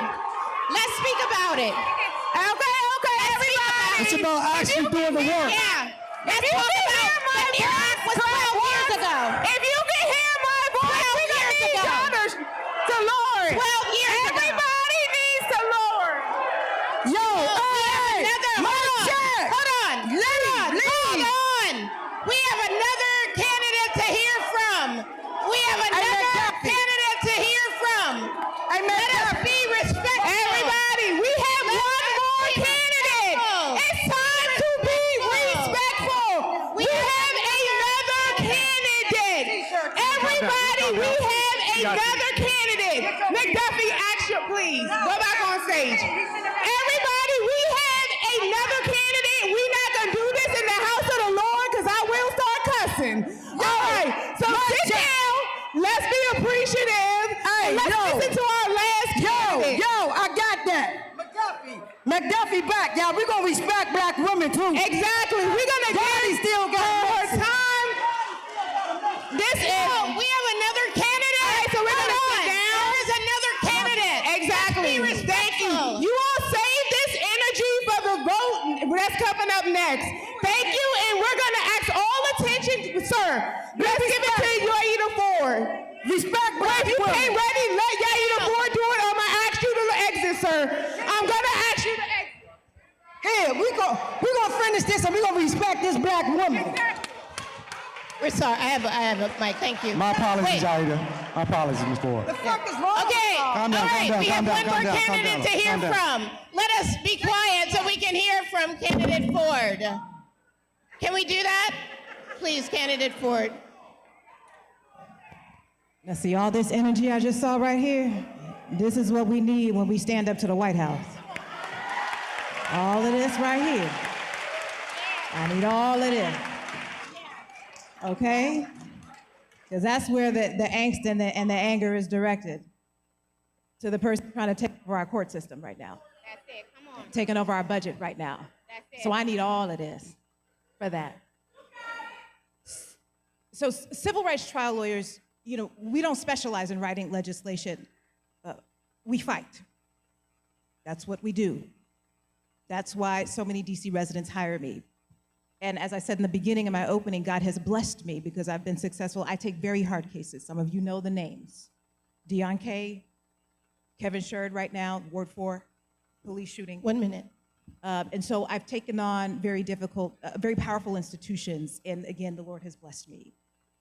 But before I did this, I was a legislative drafter.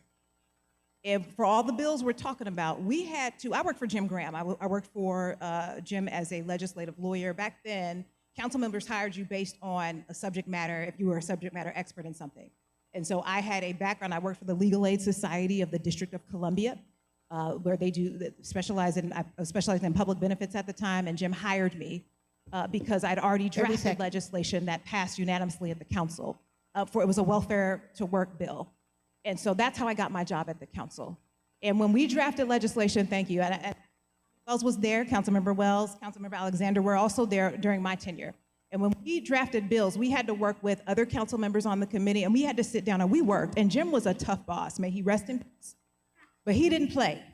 And so we sat down with other council member staffs, and we had 5 seconds. legislation that had an impact. Those bills had to measure up. And residents had to, we were responsive. Our council members were accountable to the public. So they were hard on us because the bill had to make sense. I had to sit down with some of you in this audience, I sat down with, and we had to make bills make sense because just as legislative writers, we didn't know all the issues and all the ins and outs like that. And so as mayor, I understand there's a combination of experience that I bring to the table, the fighter. I have a proven track record. We've been shouting receipts all throughout this whole thing. So I have my verdicts and settlements. They're public record. You can see that.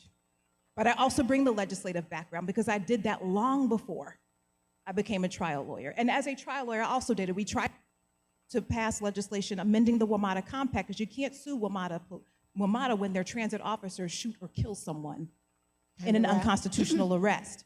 And we tried to push that to the council, and they haven't done anything with it yet. So that's another issue that we need to address. And we lost some time because of all the brouhaha, so I'd appreciate just being able to close. So thank you all. My petition folks are still here. I think Mr. Petit is there. Mr. Petit, raise your hand. Sign our petition. We have 4 more days, like I said, to get me on the ballot as the candidate who's the fighter, the advocate with receipts about standing up to the government for DC residents. Thank you. God bless you. Thank you.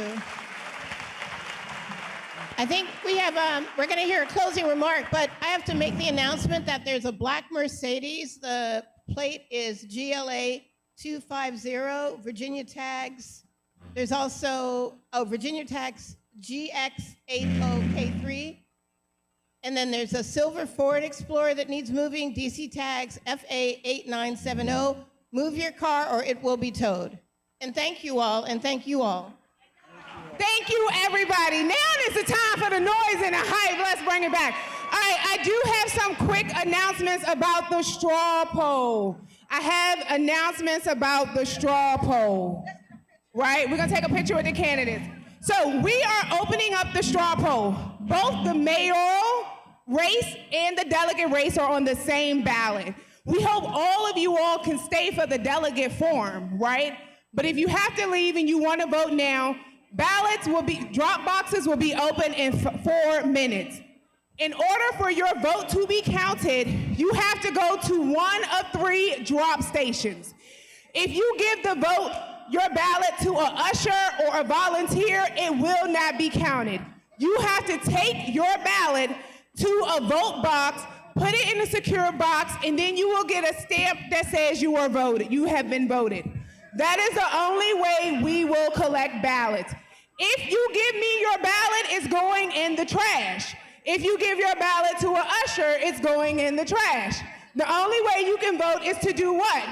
Put your ballots in one of the vote boxes.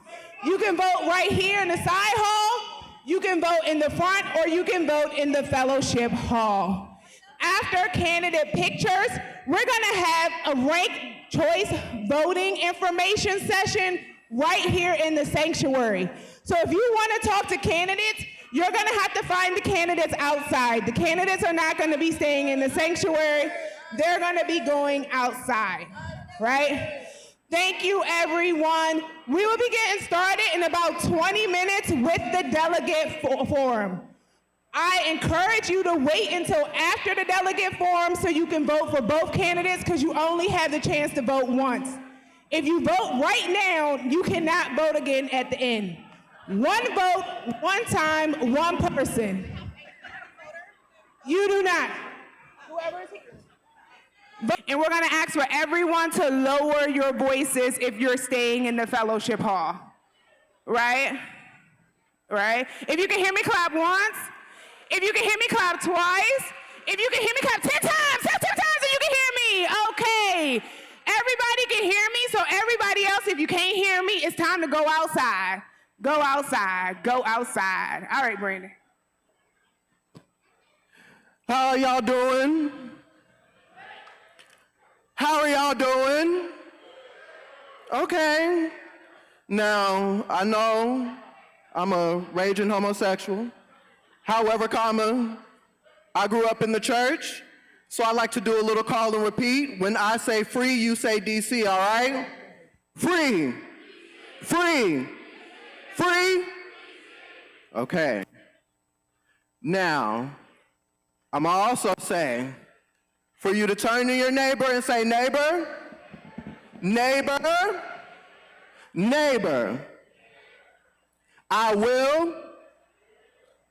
will learn how to rank my vote. Say it again, I will learn how to rank my vote. All right, thank y'all for paying attention to me. I know that was quite intense. That was a lot. However, like I said, I am Brandon Bush Thompson. I am the engagement coordinator for Grow Democracy DC, and I am here to teach all of you about how to rank your vote on your ballots come June 16th, okay? Now, all of us have a very important call to action here. This is something that we're trying to do throughout all of DC. And my organization is one of the leading ones trying to make sure that we are touching as many people as humanly possible so that everyone goes to the polls feeling empowered and feeling comfortable with filling out their ballot, okay? Next slide, please. Now, to explain a little bit more about how we got here, in June of 2024, with Initiative 83, they collected 40,000 signatures from voters and people in DC in order to put ranked choice voting and semi-open primaries to the question of the voters themselves. Then, in November 2024, we had an election. DC voters voted over 73% in support of ranked choice voting, which means that this is something that our people wanted to see, okay? With that being said, last summer, the DC Council chose to fund ranked choice voting implementation. And now this upcoming June, like I said, we will be using ranked choice voting for the first time, okay? Next slide, please. So we're going to hop straight into it. When you receive your ballot, you want to make sure that you rank your favorite candidate first, okay? So in that first column, whoever is your favorite candidate, the candidate that you support the most, you want to make sure you rank them as your number one choice. Then you are going to rank your backup choices, and you get up to 5 choices in total for who you want to rank on your ballot. You know, there could be 9 people on one ticket or one race. You get up to 5 choices for people you can rank, okay? And also, you can rank just one if you want to. We encourage you to rank and use all of your choices. However, you can rank as many people or as little people as you want to. Just make sure that you rank somebody, preferably multiple people, okay? Then, your vote stays with your first choice unless one of the candidates gets the least amount of support or loses in that race. Then your choice or your vote will shift to your next ranking in the order that you rank them on your ballot, okay? Do we understand that? Is that understandable? That's all right, that's all right. Make sure, I'm gonna pass out some stuff, some materials so that you can see exactly what I mean, okay? So find me if I don't find you myself, and we'll show you an example of the mock ballot. If you look up at this screen right here, you can see an example of what a mock ballot might look like, okay? So, once again, rank your favorite candidate first, then rank your backup choices, and then your vote stays with your first candidate unless they are in last place or get the least amount of support in that race. Then they are eliminated, and your vote will simply move to your next choice, okay? Next slide, please. All right, and what not to do. You do not want to rank a candidate more than once, okay? So that means you get your ballot and you fill it out for one candidate and you mark them as your first, your second, your third, your fourth, and your fifth choice. That will not give them more votes, I promise you that, okay? That will just count as one, all righty? So please make sure that you're filling your ballot out correctly. Next slide, please. Oh, go back one. All right, what not to do. Please do not skip on your ballots, okay?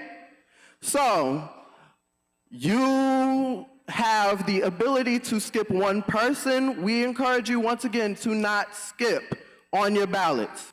Let's say we have 5 candidates, right?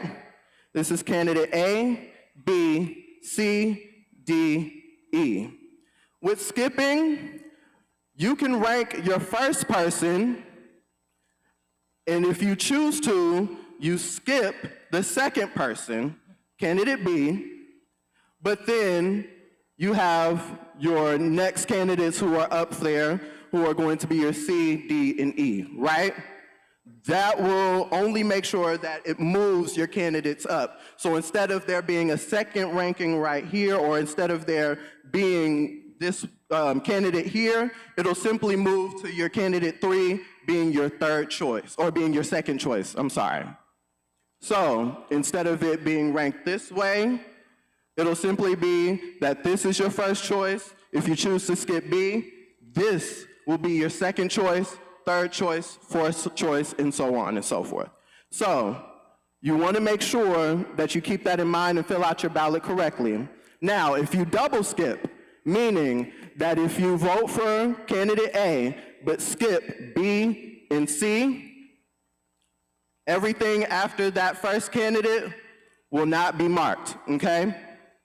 So no double skipping. Again, we encourage y'all not to skip at all, okay? Fill out that ballot correctly.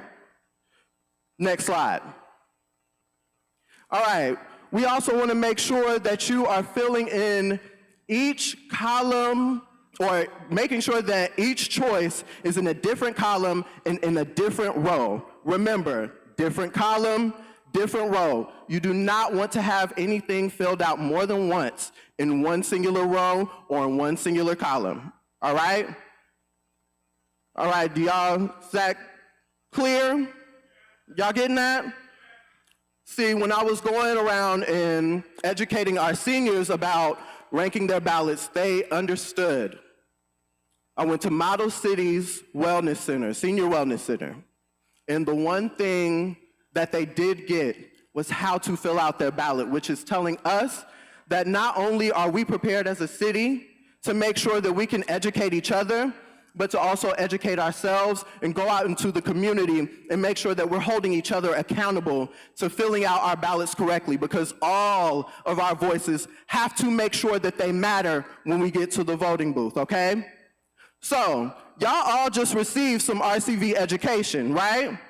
So, that means that now you have the opportunity to go and talk to people in your community about what ranked choice voting looks like, how to rank your ballot, and making sure that they feel empowered when they go into the voting booth, okay? I appreciate y'all for giving me this time.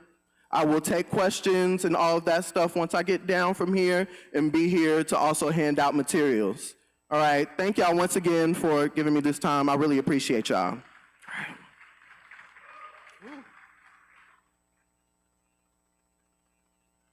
Right there. All right, everybody. We're going to get started right now. A few announcements and a welcome from Free DC. Remember, questions will be taken via note cards. Our volunteers will be coming around with note cards, and if you have a question, write it on your note card.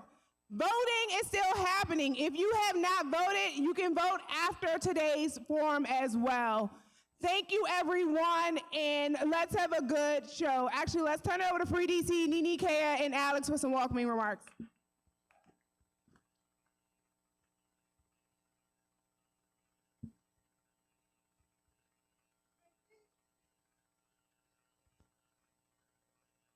DC is under attack. What do we do? I don't believe y'all believe we're gonna stand back, rise up and fight back, because we don't want to be enablers, so we want to rise up. I need to try that again. When DC is under attack, what do we do? When DC is under attack, what do we do?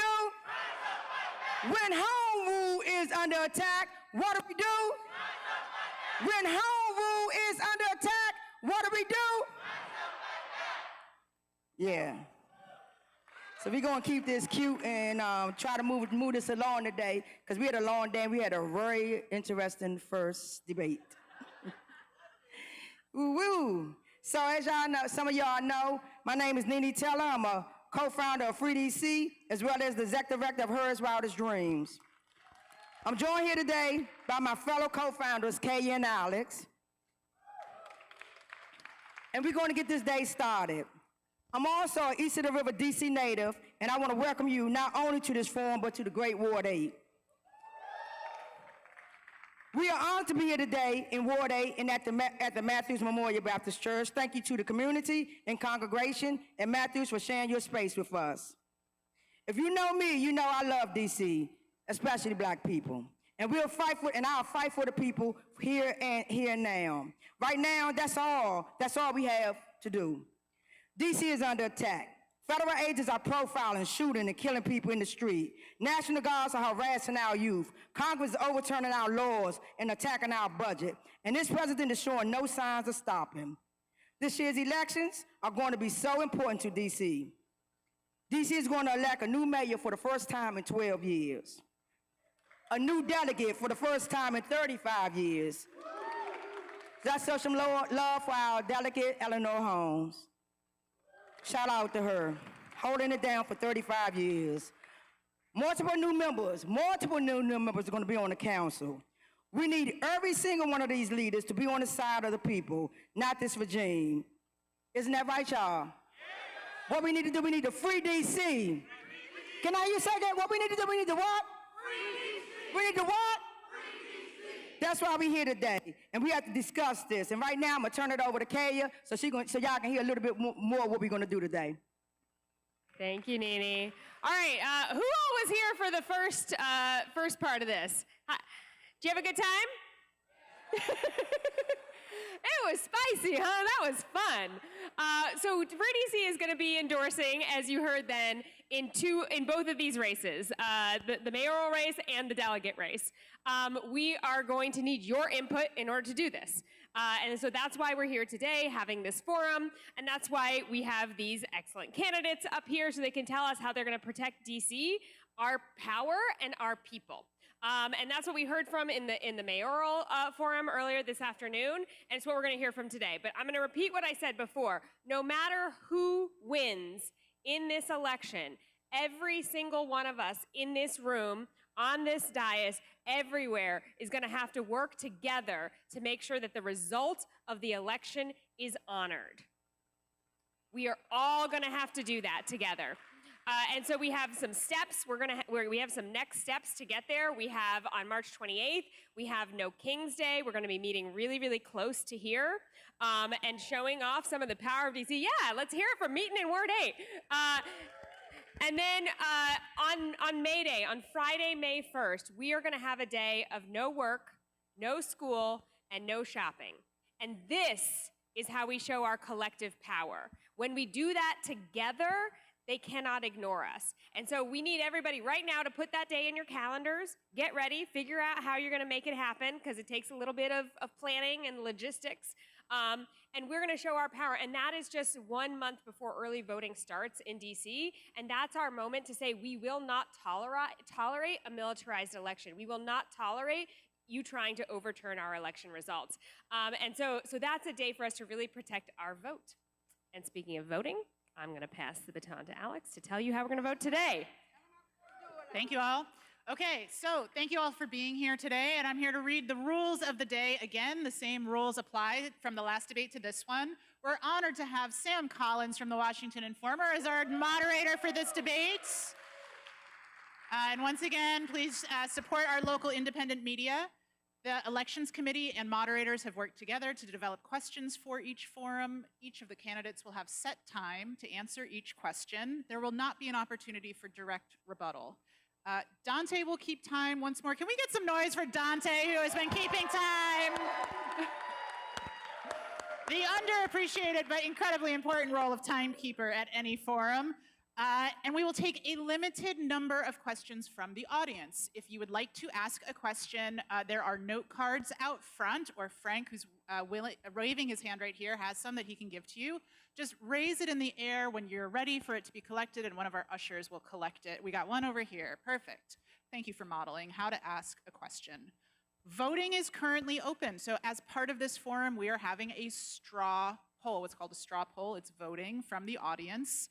Everyone should have received a ballot when you arrived. If you did not, there are extra ballots in the front at the welcome table.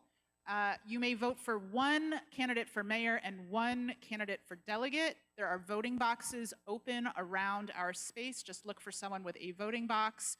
Voting will remain open until 4:30, which should be about 30 minutes after the conclusion of this program. So be sure to vote by 4:30, and after voting closes, the votes will be counted downstairs. If anyone wants to witness the vote, please join us downstairs. The results of today's straw poll will count for 10% of any one candidate's endorsement in our endorsement process. Thank you once more to all of the volunteers and the ushers and the childcare workers and the ASL interpreters and the Spanish interpreters who are making today possible. Thank you to all of the candidates who are here. Thank you to all of you for listening. And with that, we'll turn it to Sam to get us started. Thank you all. Before we turn it to Sam, I just want to make an announcement. We want to be respectful of people's time and letting our candidates answer. And so we want to make sure that the audience, we also live streaming. And so last time, then it had got really loud and stuff, and the church was really great to put us out. So let's be respectful of the church and also so that we'll be able to hear each candidate. Okay, cool? I don't think we got that crowd now, but I just wanted to get it out there. I don't know, Robert White may have bought some people. All right, Sam, you're yours. Appreciate you. Peace and blessings, y'all. How y'all doing? Y'all can do a little bit louder than that. Don't worry about last time. How y'all doing? All right, okay. Well, shout out to y'all for working to be really informed voters and for making the effort to come here today on a Saturday of all days to just hear out these candidates. As we were saying in the green room, these are treacherous times, and these are the times where we need to be very cognizant about what we want. So shout out to y'all for taking the time out to learn about each of these candidates. I'm going to name each of them one by one. Let's give them a hand. We got Deirdre Brown. Let's give her a hand, come on. ANC Commissioner Kelly Michael Williams. DC Council Member Robert White. And Kelly's listening. Let's give her a hand, y'all. Let's give her a hand. All right. Okay, so we're going to start it off. I would like each candidate to please introduce yourself and share why you're running for this office. You have 90 seconds. We're going to start with Ms. Brown, please. Yeah. Good evening, everyone, or good afternoon. My name is Deirdre Brown. I am a third-generation native Washingtonian. I'm a former ANC commissioner, a mother of 5 children I've raised here in the district, small business owner, and currently the chair of the Ward 3 Democratic Committee. I graduated from UDC David A. Clark School of Law, and for those who don't know, it is the top public interest school in the United States, and that's where I learned to use my legal background to fight for and advocate for DC residents. I have spent the last few years fighting for housing, educational rights, equity in education, Black businesses, because I'm a small business owner. And the reason I'm running today is because we need to make sure that whoever holds this seat continues the legacy of Eleanor Holmes Norton. What we don't need in the seat is someone who's going to comply in advance, who's going to bend the knee, or just keep the status quo. We need a fighter, someone who's not afraid, who doesn't owe anyone anything, and will fight for DC residents. Thank you.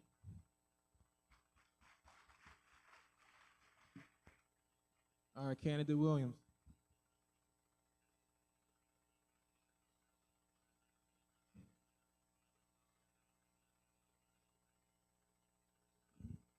Good afternoon, everyone. As Sam said, my name is Kelly Michael Williams. I'm the ANC chair for 8E. I bring 25 years of experience to this position. I've worked in the White House. I was the administrator for a federal agency. I worked at the state legislature for the Speaker of the House, worked on DC Council, and as an ANC commissioner. I'm in this race because I believe there's one thread that runs through this election, and that's humanity. I was homeless in this city with my 3-year-old son, and I was told point blank when I went for services that we don't serve men. So I had to take that in and decide what I was gonna do. I ended up sleeping in the back of my car, raising my son. That now 3-year-old is now 22 years old, just graduated from NYU and is getting his master's in London, England. I also took care of my mother for 13 years. It required me to leave DC government because she has Alzheimer's and dementia. Medicaid and Medicare was allowed me to do that until she passed away last year, 2024, on January 11th, just before I started the campaign that I was running for right now for delegate on January 12th. So the reason I'm running is for healthcare, housing, and home rule. Because I believe without healthcare, you have no dignity. Without housing, you have no stability, and without home rule, you have no ability for democracy or make your own decisions. What you want is you want someone on there who has done the job before in the sense of being able to understand every level of government and how it's going to work. I've done that. 5 seconds. And I'll be the one to be out there to fight for you, same way I took care of my son and fought for him, and the same way I took care of my mother and fought for her.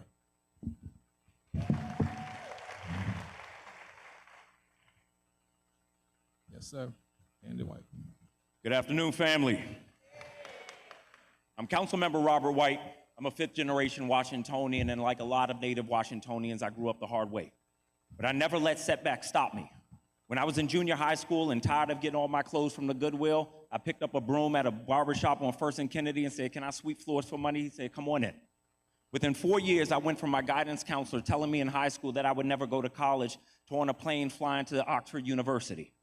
When I came out of law school, my plan was to practice and make some money, but I found out about an opportunity in the office of Congresswoman Eleanor Holmes Norton. I became her legislative counsel for 5 years.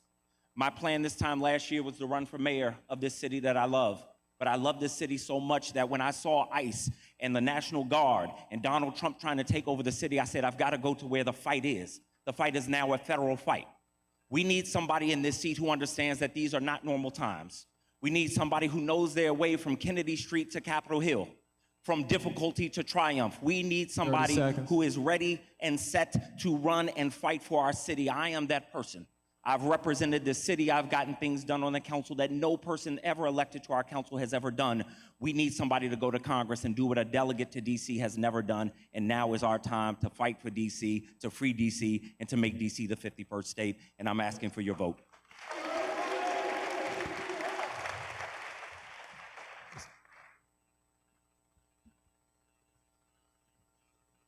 Good afternoon. I'm Kenny Zalesny. I've lived in this city for 30 years. I've raised 4 kids here. I love this city, and I hate what's happening to it. I'm running for Congress to represent DC because Trump is crushing us, and we need a proven, experienced national fighter to stand up to his assault. I am the only one in this race with a proven track record of winning on the national stage. At the Justice Department, I beat back the congressional Republicans when they tried to kill our after-school programs. And when we got them through, that lowered crime in DC faster and farther than ever. I worked in the White House, and I fought to get every school and library in this city, especially in Ward 7 and 8, wired for the internet, so that every family in this city could participate in the last technological revolution. And we're about to have another one. And you don't want people leading you who have never been through anything like that before. As president of Peer Forward, a college access nonprofit in Adams Morgan, I helped boost the college enrollment rate in this city from under 40% to over 60%. And Barack Obama was so impressed with our results that he gave us a big chunk of his Nobel Peace Prize money. You may be more familiar with other candidates in this race, but this delegate job is for a proven national fighter who wins. And I'm the only one with a track record of bringing this city new results, new resources, and lasting results. Thank you. All right. I got these questions right here on this paper. Let's go in. We're about to go in. All right. There are currently more than 70 bills and budget riders in Congress that attack DC in some way. Congress wants to charge 14-year-olds here as adults, take away DC's local attorney general, and they also want to allow for high-speed police cameras and much more. The representatives behind these bills do not care about DC residents or the impact that these bills will have on our communities.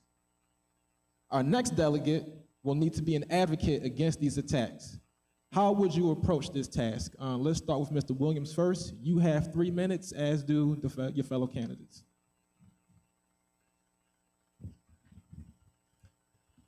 So the first thing I'm going to do is I have a bill. It's the Freedom Act. And the responsibility of that bill is to first, day one, introduce the statehood bill once again, just as Delegate Norton did.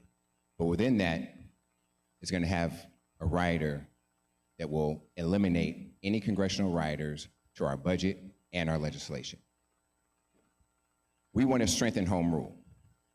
And so what I'm looking to do is take that legislation, strengthen home rule, so that it completely eliminates anything that Congress will have to do with us. Take out our riders for our budget, take out riders for our legislation so we don't have to wait 30 days for Congress. Secondly, what we're looking to do is, as I said, strengthen home rule as a whole. Puerto Rico, Guam, those other countries, they don't pay federal taxes. And one thing I would look to do eventually is make it so we don't have to pay any federal taxes. If we don't get statehood, we don't pay any federal taxes. I think that if we get taxed as a state and all the things that we have to do right now, pay more taxes than any other state in the country per capita, we shouldn't have to be paying federal taxes. Thirdly, we're looking to then create opportunity for we have a transition into statehood. So we have full autonomy over our budget, over our legislation, and over our city government, so that the mayor has total control over the federal agencies, National Guard. Our streets are controlled by DC. Federal agents are on our street. My belief is that we should introduce legislation at the local level, as well at the federal level, where you can't have masks on the street, since DC owns the streets. Federal agents can't be on our street. Secondly, I think that we should be able to stop any federal agency, from being able to patrol our street in the manner that ICE is doing it right now, DOJ, all the other agencies. Give that power and control to our mayor. We write the legislation to stop it, and we make sure that, therefore, no other agency comes in here, nor the president comes in here to do exactly what we're seeing right now happen. Donald Trump has to go, and so does all that Republican power in the Congress. Ultimately, your delegate is going to have to be a stand-up defender for DC.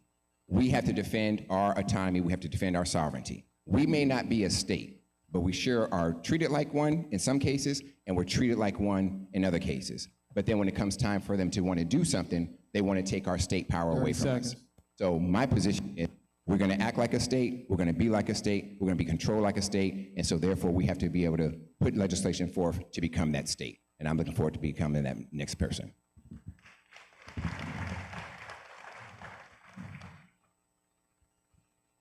In the past year and 3 months, we have seen the National Guard deployed to our city, and probably none of us here believe that they have been deployed to help us. They have strained relationships between law enforcement. They have ignored rules of civility. They have hurt people. We have seen ICE deployed in our streets, taking parents as they drop off their kids, using kids as bait. We've seen Congress continue to steal money from DC. Last March, they stole $1 billion of our money from our budget. Just a few weeks ago, they overturned our tax laws, which will cost us $600 million. Now, I don't think that's right. Does anybody in here think that's right? Is that right? No, it's not. Now, here's the good news, is that people in DC are tired of it. We are so used to Congress and the White House punching down on us, but this time they've gone too far. There's too much fear, there's too much anger, there's too many of us who want to protect our jobs, our neighbors' jobs, our kids, our communities, the things that we love. But this is a time for us. What we saw, and it was proved with Free DC's March last September, that people will show up and fight back. So here's what we're going to do to protect our city. We are going to make sure that there are consequences for members of Congress who we don't elect and that we can't hold accountable. There will be consequences for them when they come down on DC and vote against DC.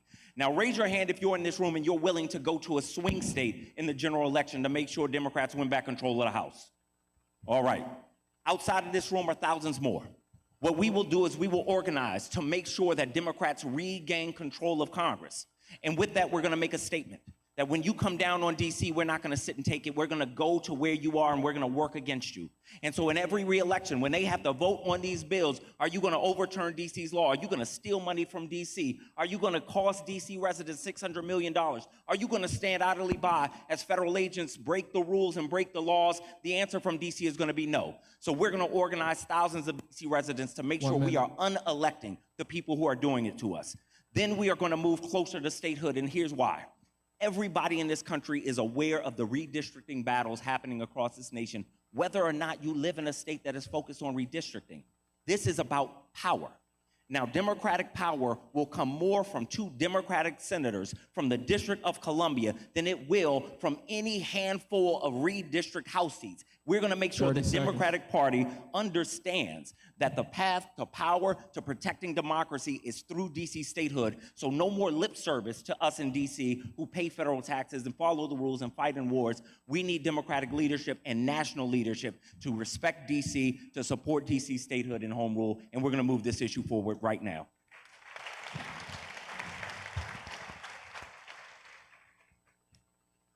Those are good summaries of the problem, but that's not a strategy for making any difference.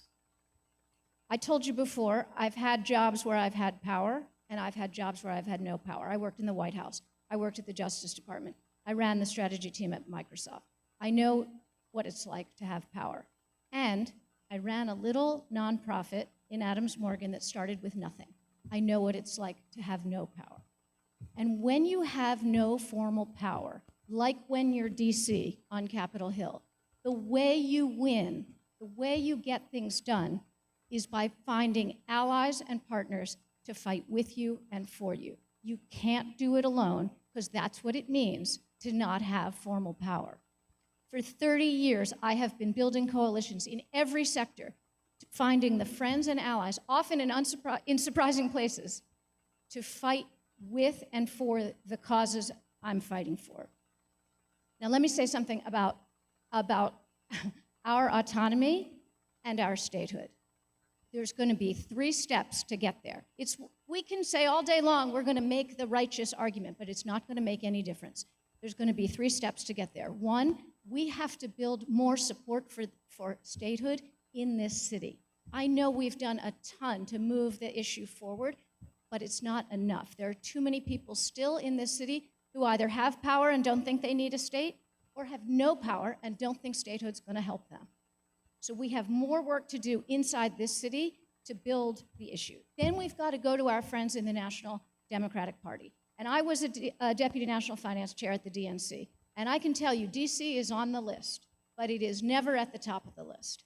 And if you don't, and I know the people who are in the congressional leadership and across the Democratic Party. I have worked with them for years.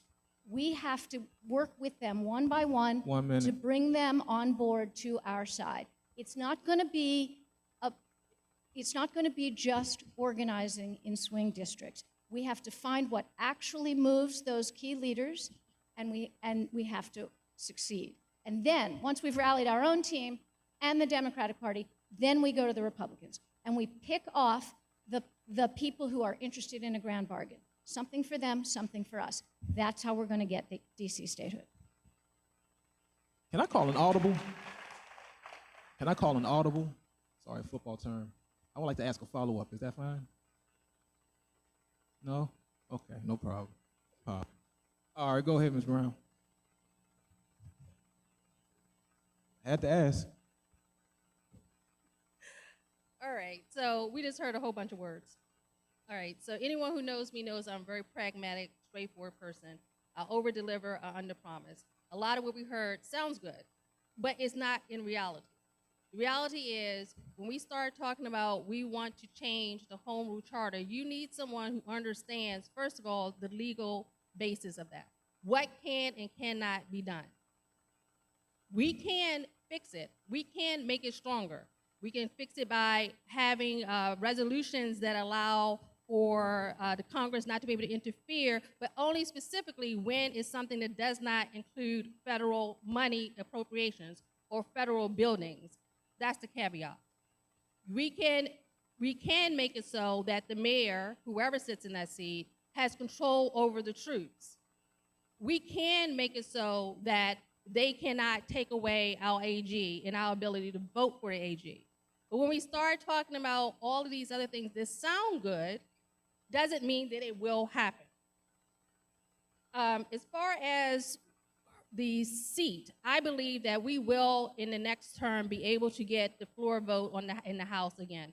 And once again, I say that knowing that we're probably going to be able to turn the House and get back the House and the Senate. I think that should be our priority. That will be the first resolution I put in when I'm delegate. The last thing I want to say really quickly is when we start talking about building coalitions and talking about national stage, here's my question for you. When you have somebody who you have never seen before, who does not show up, who's not in the community, who's never talked to you, how are they bringing your concerns back to the table? How are they going to fight for you when they don't even know what your concerns are? This isn't about who has the most money or who's getting PAC money or who has the best friends in Congress or go down to Mar-a-Lago. This is about who's going to sit in that seat and fight for you. Eleanor Holmes Norton was a civil rights leader. She was a community leader, and she did her best for many decades. That's the type of person we need in that seat. Lastly, I just want to point this out to folks. All of us here are registered as Democrats, but only one person up here actually has been active in the state committee Democratic Party. And you can say what you want, but you cannot say you're a Democrat only at election time. You need to show it all the time. You need to show up and fight for Democrats from day one, not just when it's elections. Thank you. Before we go to the next question, there's been an iPhone found upstairs. A black iPhone is at the registration desk. If that's yours, you can find it in the main lobby. Once again, a black iPhone. All right, next question for the candidates. We're going to start with candidate White. We're going to continue with the coalition building part here. So every representative needs to build a coalition with other Congress members. And that's true for the delegate as well. If you wouldn't mind just reflecting deeply on a time when you built a coalition to advance a goal, and talk about how you would use that approach if you go to Congress. 3 minutes? Pardon me, you have 2 minutes. Okay, thank you. So in my last question, I spent 1 minute on the problem, I spent 2 minutes on the strategy, and then I had a candidate say I didn't talk about a strategy, only to follow it with a watered-down version of my strategy, but added that we need a grand bargain. And I'm wondering, where were you in Obama's first term when we tried the grand bargain just for a vote in the House? We can't have somebody in the seat who is flat-footed, who hasn't been around and involved enough to understand what has and hasn't worked in the future. We need somebody who is sprinting, not learning. I've built grand bargains, in fact, one to expand democracy. How many elected officials can say they've expanded democracy? The last relic of Jim Crow is in the voting box is not allowing incarcerated people to vote. Now, that is a concept that hits you hard when you're an elected official, wondering how that's going to resonate with people when you go back to run. But I talked to them about what the issue is, why it was important, the history of why incarcerated people lost the right to vote, and how it was deliberately aimed at black people. We built that coalition and passed this difficult bill unanimously in the council. That's the type of work that I've done. But we're going to complete that. Deserves a round of applause. The only jurisdiction in the nation that has ever done that. Now, what we're going to do in Congress is work with my friends that I already have in the region, Congressman Walkinshaw from Northern Virginia, Congressman Glenn Ivey from Prince George's County, Congressman Jamie Raskin from Montgomery County, people I know personally. But I've worked to expand that into the Congressional Black Caucus, into Democratic members from other areas, helping them to understand how disenfranchised residents are. What I will say in the last 30 seconds is a story. When Congresswoman Grijalva was being finally sworn in 50 days after she was elected by her residents in Phoenix, I texted her that morning, I said, congratulations on being sworn in. I cannot believe that the residents who elected you to represent them in the Capitol have gone 50 days without any vote, any say whatsoever. When you get sworn in today, please don't forget the 700,000 residents of the District of Columbia that have gone 250 years without this representation. And she says she understands and she's with us. All right. Okay.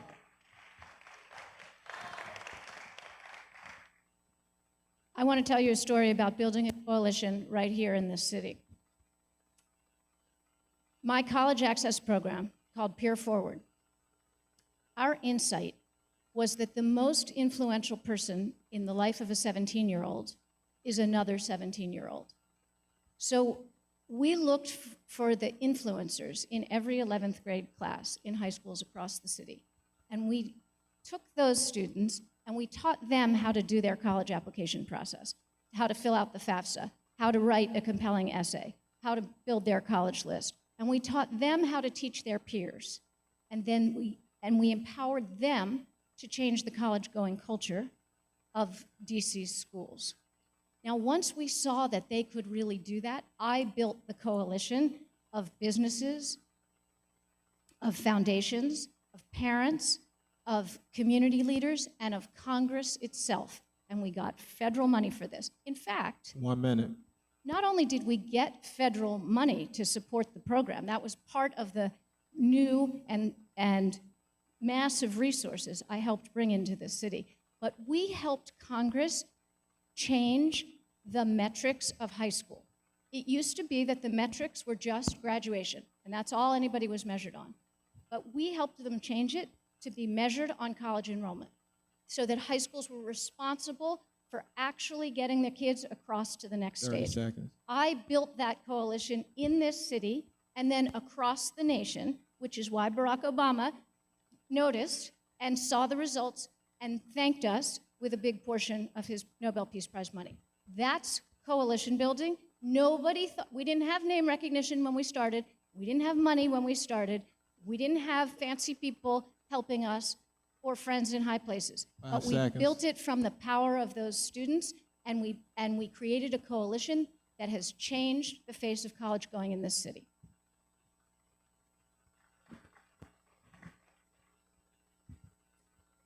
So anyone who knows me knows that when I see a problem, I address it immediately. I don't back down from a fight, whether it's popular or not. So some of you guys may know that I was the chair of Vote No on Initiative 83. So regardless if you are for or against ranked choice voting, that's not the point. The point is that I fought for 1.5 years, almost 2 years, because I felt a certain way about that initiative. More importantly, during that process, I realized that there were some people who were out there cheating the system by using whiteout on their petition pages. I did what I needed to do to bring attention to that, including going to the Court of Appeals. If you look at the bottom of your petition sheets today, you'll see there's a statement that says you cannot use correction tape. You cannot use correction fluid. You cannot change anything after the voter has signed. That's the type of leader I am. I see a problem and I address it, whether it's popular or not. I am the vice president of the Black Business Task Force. We worked with Councilmember McDuffie, a few years ago 1 on the minute. disparity study, because DC is one of the only major cities that does not have a minority business enterprise. We only have a certified business enterprise. And we have been fighting and working with Congressional Black Caucus to make that happen here in the District of Columbia for our neighbors, because we know that prosperity begins oftentimes with businesses, especially when you cannot get a federal job or a DC government job at the moment and the private sector won't hire us. That's the type of leader I am. Last but not least, 30 seconds. I have been working as a legislative committee woman for multiple clubs where we lobby council, we lobby the zoning commission to fight for you every day. So it might not be something you read about in the paper, or it might not be something that makes the news, but I'm out there fighting for you, and I have been and will continue to do so. Thank you.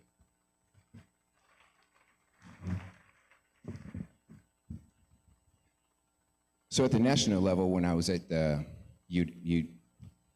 USDA, during the Black Farmers Crisis, we built a coalition to ensure that every black farmer, after the bill was passed and the lawsuit was approved, to bring them all together so that they can actually be able to get funding from the Department of Agriculture.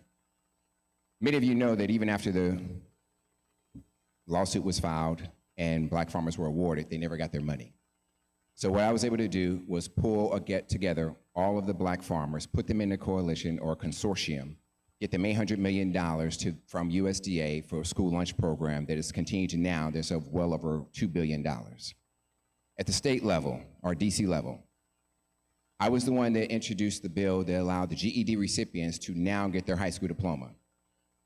In Maryland and Virginia, they were able to do that, but in DC, they were not.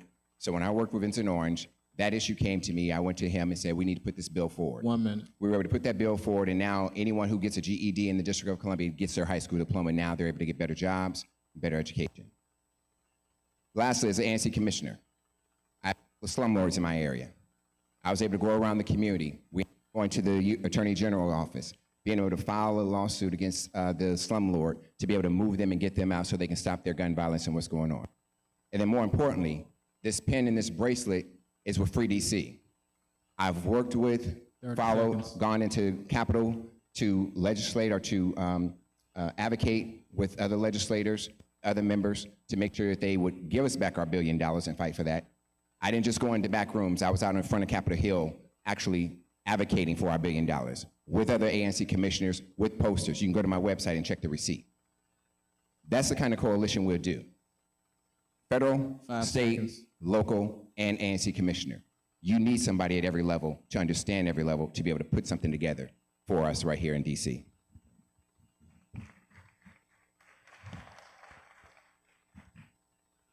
Our next question, it's a 1-minute question, and it's in honor of Delegate Eleanor Holmes Norton, who served in her seat for more than 35 years. We'll start with candidate Zelesny. Please talk to us about something you admire about Delegate Norton. 1 minute, please. Thank you. I first met Delegate Eleanor Holmes Norton in 1995 when I was working in the White House, and she was 4 years into this job, and I have had enormous respect for her ever since. Jamie Harrison, who was the DNC chair, endorsed me in the early days of this race, and he said in his endorsement that he's known me for decades, and he's known Eleanor Holmes Norton for decades. And he said, Kinney is the right leader to carry on the relentless advocacy for the people of DC that Eleanor Holmes Norton has always represented. And it would be my great honor to inherit that mantle and to take it further and farther as we confront today's problems and today's opportunities.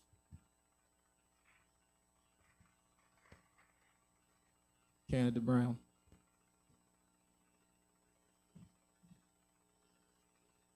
The one thing I admire about Eleanor Holmes Norton, first I should tell you, I'm a member of the Eleanor Holmes Norton Legacy Fund, where we raise money every year to give to UDC law students, my alum, money scholarship money they can use to take the bar. I respect her greatly, but more importantly, we need to remember who she was. She is a Black woman who is from the community, a civil rights leader who would not be bullied. You couldn't bully her, you couldn't talk down to her, you couldn't get her to be quiet even when they wanted her to. That's the type of person we need in this seat. We need somebody who's going to fight, who won't be bullied, who won't give up, and who won't comply in advance. That's why I'm asking for EDC to endorse me. Thank you.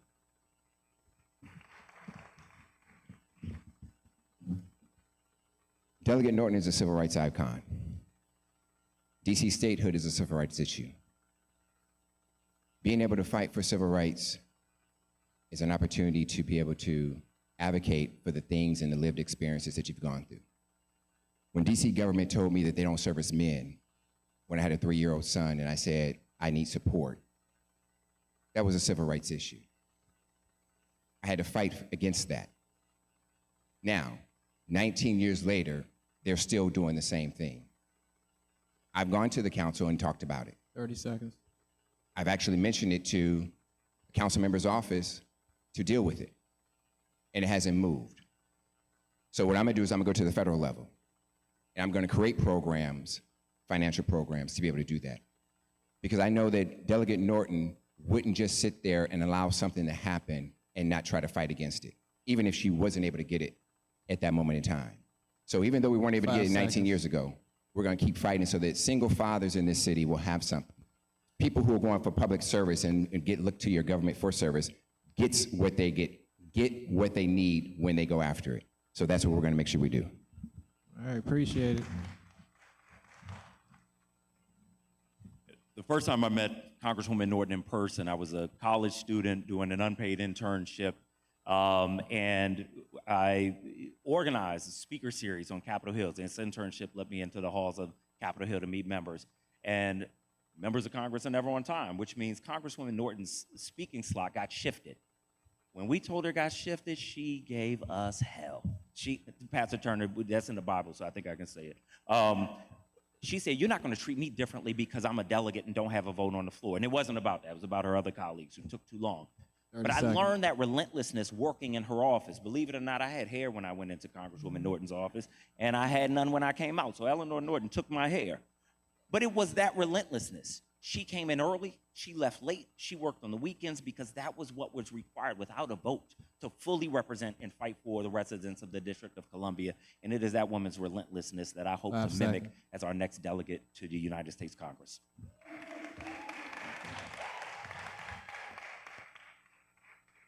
Awesome, awesome. Next question. This is a 2-minute question. I'm kindly asking that we keep it tight within 2 minutes. Congressional attacks on DC will continue to happen until we win statehood. Until that time comes, and as we work towards that, what singular legislation could Congress pass right now to strengthen or expand home rule? So once again, a singular piece of legislation that Congress could pass right now to expand or strengthen home rule. We'll start with candidate Brown. You have 2 minutes. Thank you.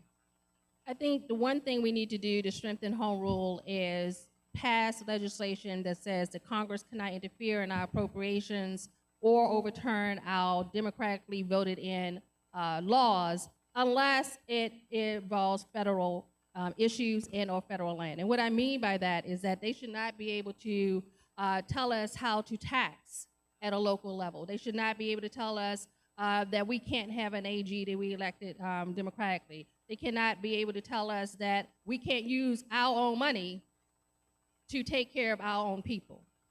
And that is the biggest issue we really need to address when it comes to home rule, stopping that right there, right now. Because until we do that, we will stay vulnerable to the whims of the Congress members who do not represent us and who are not held accountable to us. Thank you.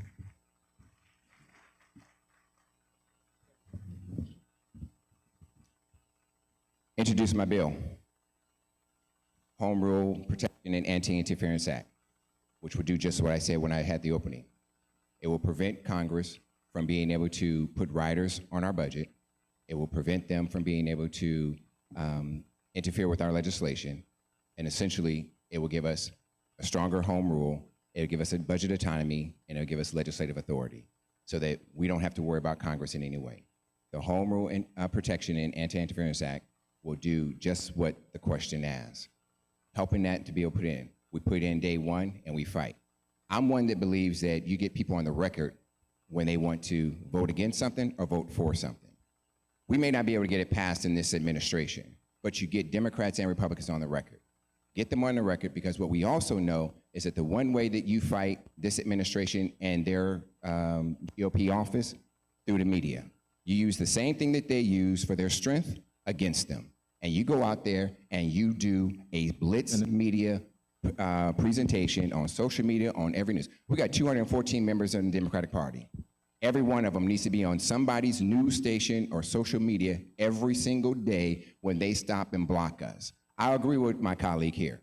We need to be out there and going across the country and making sure that any Democrat who votes against us and any Republican who votes against us gets punished for voting against us. Their citizens and their constituents get freedom. We deserve freedom. Seconds. This is a civil rights issue. So we want to make sure that we go after them as a civil rights issue, and we make them feel the pain that we feel. If they don't feel it, we don't feel it. If we feel it, they got to feel it. And that's what I'll do.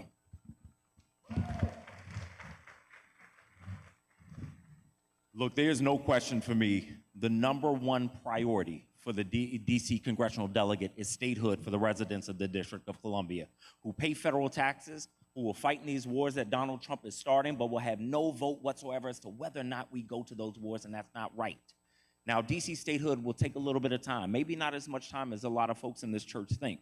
But in the meantime, the first thing that we have to do is protect our budget and our legislation from congressional interference.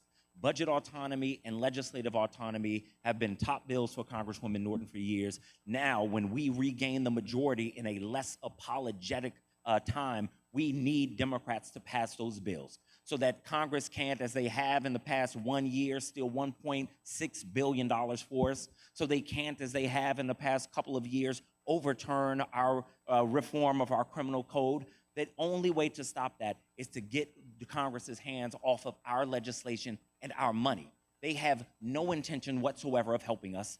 They don't understand how to run a city. They're not going to pay the consequences of the money that they stole. They're not going to be accountable to the residents of the District of Columbia. Did you say time, brother? So, 1 minute? Okay, there we go. And so we can pass bills to protect that aspect of DC. That is the biggest thing we can do short of statehood. Now, this is a time that we should be able to get that done. We haven't been able to get it done in the past because there wasn't enough Republican support. Well, guess what? There's never going to be Republican support for this. There's never going to be Republican support for D.C. statehood because Republicans will not, under any circumstances, support 2 Democratic senators for the District of Columbia. And we got to recognize that reality and work within reality. But we can, with a less apologetic Democratic majority, and they had better be less apologetic when we come into power after November, pass legislative and budget autonomy bills.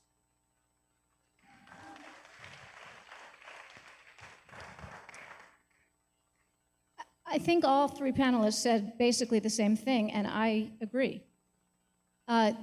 This city pays more per capita federal taxes than any state in the country.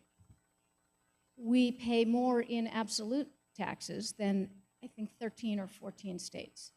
We serve in the military. We don't have any say in those wars. We don't have any say over the judges who work here or anywhere because we have no Senate representation. We don't have any say over the president's cabinet. We don't have any say over the president's ambassadors or any of the other things we would have if we had 2 senators. The most important thing we can do on the way to fighting for that is, as everybody said, protect our budget autonomy. The reason we got screwed last year when they stole $1 billion from us is because in the midst of the DOGE catastrophe, they treated DC like a federal agency. So when they froze all the federal spending, we got caught up in that. It doesn't have to be like that. I dare say that even Trump didn't intend that. But the congressional Republicans screwed with us, and the congressional Democrats weren't ready to fight for us. And the groundwork hadn't been laid to anticipate the problem and come up with a solution and find those friends and allies to protect us. As your delegate, I will be vigilant. I will be proactive. I will know all the shenanigans they are planning. I will be planning some shenanigans of my own to protect this city, to know in advance what is happening, what can happen, and how we put our best foot forward to protect our rights and advance our interests. Awesome. So now it's time for individual questions. The questions I'm about to read are tailored to each candidate. Each candidate will have 2 minutes to respond to the question. We'll start with candidate Williams first. Candidate Williams, you have run for delegate before, and you were unsuccessful in your attempt last time around. What do you believe is different about this go-around? I appreciate the question. As in anything, when you apply for a job, sometimes you don't get it the first time. So you try again. Because the climate is different, there's a realization and understanding that this seat is not ceremonial, that this seat actually has power, that there's actually a responsibility tied to this seat. As I campaigned last time, in fact, I was the only one up here who campaigned last time. I was the only one that decided that it was time that we put someone out there to protect what we have and not just let it go down, right, and let Republicans come and take it over. So while I respect my colleagues, none of them felt that it was necessary for them to get in the race last time.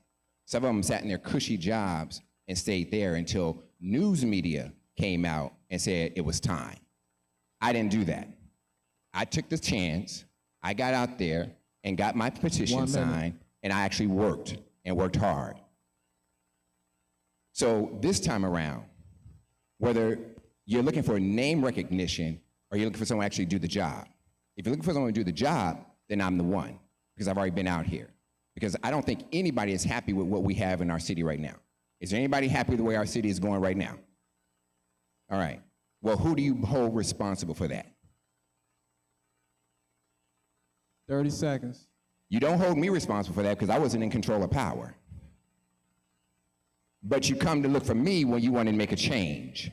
So if you're looking for status quo, go right ahead. I'm not your guy. But if you're looking for a spine and a backbone, come see me. My name is Kelly Michael Williams, and I'll do the job.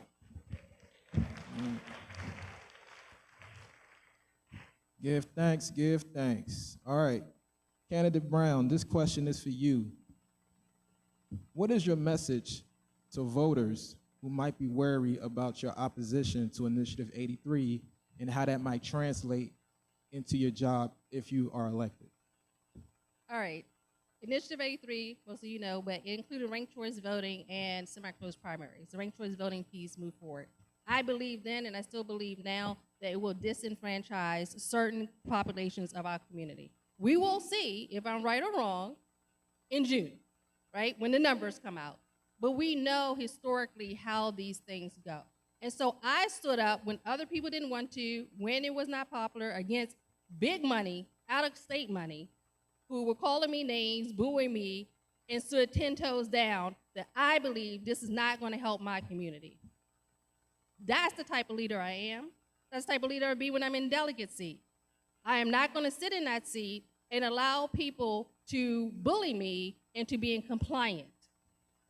When it comes to now that ranked choice voting has passed and been funded, I have spent great effort trying to educate our community, hosting Board of Elections, trying to get people ready for ranked choice voting, making sure that they know what to do when that ballot hits their mailbox on May 1st, because that's also what you do.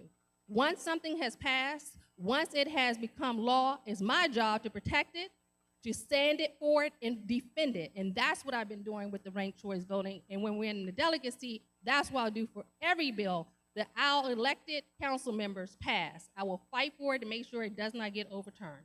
That's the type of delegate I will be.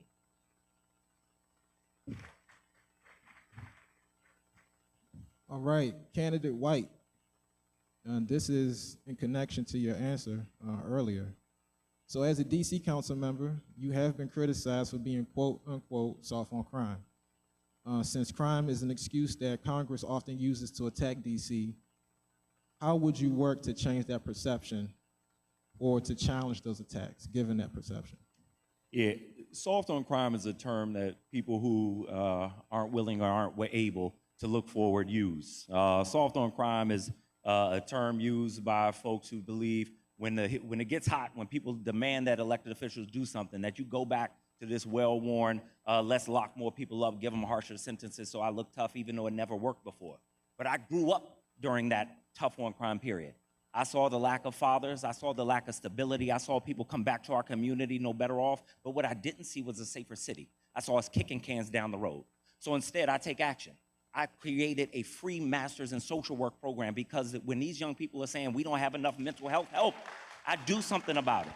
I'm pushing for us to get trade and vocational education back in our schools because when young people say the problem is I want to make money and they can make money selling drugs, but they can't get a job making $80,000 without a degree, we're not listening. So I tell folks, if you want somebody who's a politician, you got a whole lot of choices. But if you want somebody who's going to stand up even in tough times and try to fix the problems, tell you the difficult truth, then I'm the person that you should elect. Now, I also want to be clear. The tough on crime people will often, when crime goes down, first of all, there's somebody who's not up here that take a whole lot of credit for crime going down, even though it was going down before they got here. But then they'll change their position, right? When it's no longer popular to be tough on crime, then they soften up. Then they got an ICE bill, right? Oliver Blue. All of a sudden, when somebody else starts working on an ICE bill, then they want to put up their own bill. We need somebody who is going to have, as my colleague said, a backbone in the tough times. That's what we need. Somebody to go to Congress and say, no, this is not soft on crime. This is smart on crime. To say we love our kids. We believe in our kids. We can do better, but we won't do better if we keep doing the same things that didn't work yesterday.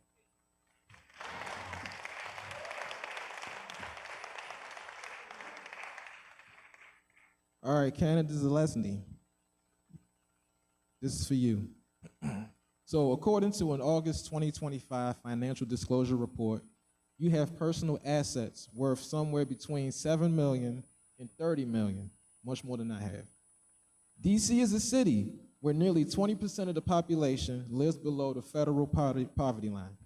How do you expect, or how will you expect to represent district residents whose material conditions are so dramatically different than yours? You have 2 minutes. My material circumstances were not always so different, but I was lucky to work at Microsoft, and I led the strategy team there, and the stock price skyrocketed under our team's leadership, and it gave me a lot of assets that I hadn't had before, and I'm grateful for them. At every stage in my life and my career, I have tried to, and I have tried successfully, to expand justice and create opportunity for everyone. I told you the story about Peer Forward.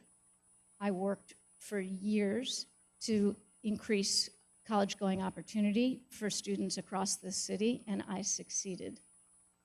I worked to expand access to justice at the Justice Department, working as counsel to Janet Reno, and I succeeded. I worked to make sure that every student and family in this city had access to the internet, when that might have been the new civil rights divide. We stopped that problem from happening, but it was not a foregone conclusion that everybody, even if you didn't come from money, would have access to the internet. But we made sure that didn't happen, and every school and library in this city and in this neighborhood was wired for the internet, so that everybody got to participate in the new way of being. So regardless of how my own financial circumstances have changed and improved over the course of my life, I have consistently and repeatedly and always fought for expanded opportunity for everyone in this city and for people across the country. Appreciate it, appreciate it. All right, family, we're getting down to the wire. We have audience questions. I'm going to give 3 questions. Ms. Brown, please talk to me about how you plan to address the thousands of laid-off federal workers and the domino effect on our economy. 1 minute. Thank you. I'm glad you asked that question. My mother was a federal worker. She retired as a federal worker, and her and my stepfather was a labor union worker. That's how they raised us. It was in a time where you could be in a union working job and in federal work, and your kids could live a middle class. We know that's not the case now, right? We have thousands of federal workers, mostly are women. Many of them are women with children, so single parents out here with no work. I have people on the streets when I'm petitioning coming up to me crying about how they can't find work in the private sector. They can't find work in DC government because there's no extra jobs open. What we have to do is protect our federal workers by strengthening the union labor laws. As a delegate, I'll be fighting for that. We need to get some of these workers back to work, and we also need to find new jobs for them. That means retraining, workforce training, because some of these jobs just are never going to come back. These are workers who want to work. They're not lazy people, as some people try to say. They don't want to be on public benefits. Thank you. Yeah, thanks. Mr. Williams. Yes, sir, same question, 1 minute. I think you go in and put in legislation and just say, you know what, we're going to hire them back. That may seem simplistic and may seem like out of touch of like, why? But they fired them under an executive order. So when that executive order runs out, technically, you'll be able to get them back. But let's fast track it and move it forward. I agree with my colleague. Try to retrain them and try to put them somewhere else. But that will take time. These people need services and assistance now. So being able to go out there and, again, use the same bully pulpit that they used to fire them with. Go out there, coalesce, and galvanize the communities and march against it. We have to learn how to fight back against a whole lot of stuff. This is a civil rights issue. We have to make it a civil rights movement.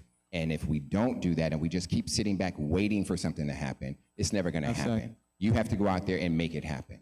So we have to just go out there and do what we have to do. Civil rights is the answer, and push forward. Thank you. Mr. White? This is the place where we need somebody who can hit the ground running because people are hurting right now.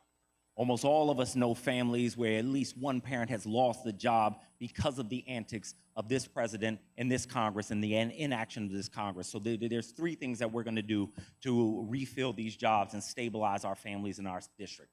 The first thing we're gonna do is pass legislation to protect federal workers so that this can never happen again. As we hire talented people back into our government, they have got to have some confidence that foolishness like this won't happen again.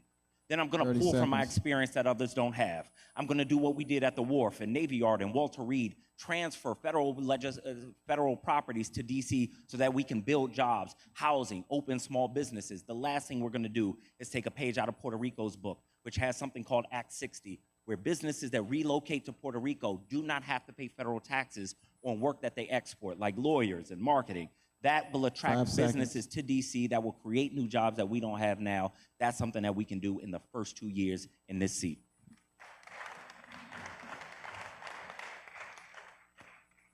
So this issue hits me really personally because I was a federal worker. I worked at the Justice Department.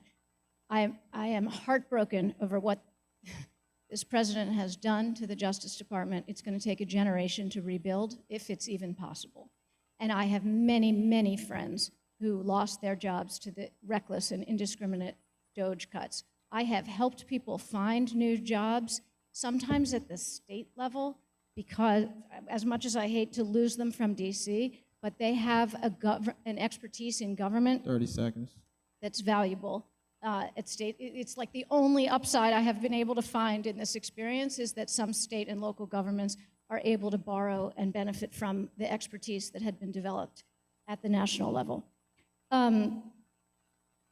Robert is right that we need to build an economy that is less dependent on the federal government. I am the only one in this race with any experience in the private sector. I am the only one who will have credibility with the national business sector as we try to bring new industries and new job creators here. Awesome. In the interest of time, we're going to do one more audience question. We'll start with Ms. Zalesny. Please pardon me. This question is for everybody, 1 minute each. Ms. Zalesny, you're first. DC has been denied statehood because of constitutional limitations. To overcome taxation without representation, do you support making DC exempt from paying federal taxes? I guess that's a yes or no. In my heart, I do, but it's not practical. It's not the way we're going to win our statehood. You have a minute to explain.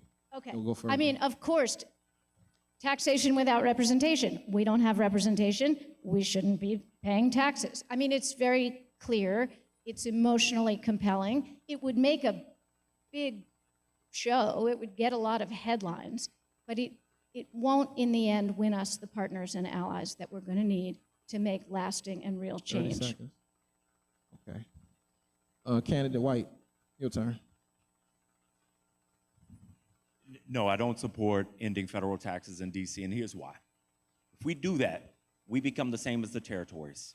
It gets really hard for us to explain to people in Maryland, Maine, Vermont, and Wyoming why we deserve to be a state. Now, the District of Columbia residents are different than any of these territories, and when we start rolling it back and we go to people in Maryland and Maine and we say, we want to be a state, and they say, well, we want to be like you. You all don't even have to pay federal taxes. We will lose momentum in our fight for DC statehood. So as much as I would love to and frankly need to save a couple dollars because these kids are expensive, my Lord,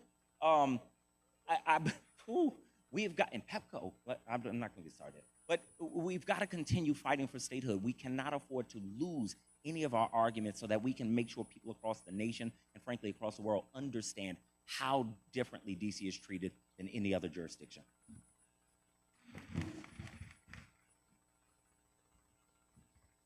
I think we use it as a carrot and a bully stick. As I said earlier, Puerto Rico doesn't pay any federal taxes. We can do that and say we're not going to pay any federal taxes. Because of the amount of federal taxes we pay, I think we can use that as a carrot and a bully pulpit to galvanize and get our residents together to basically fight so we can keep and fight for statehood. I agree. We need to be able to fight for statehood because if we do anything to lose momentum, other states and other elected officials who would have to vote for that statehood may feel like that they don't want to vote for us.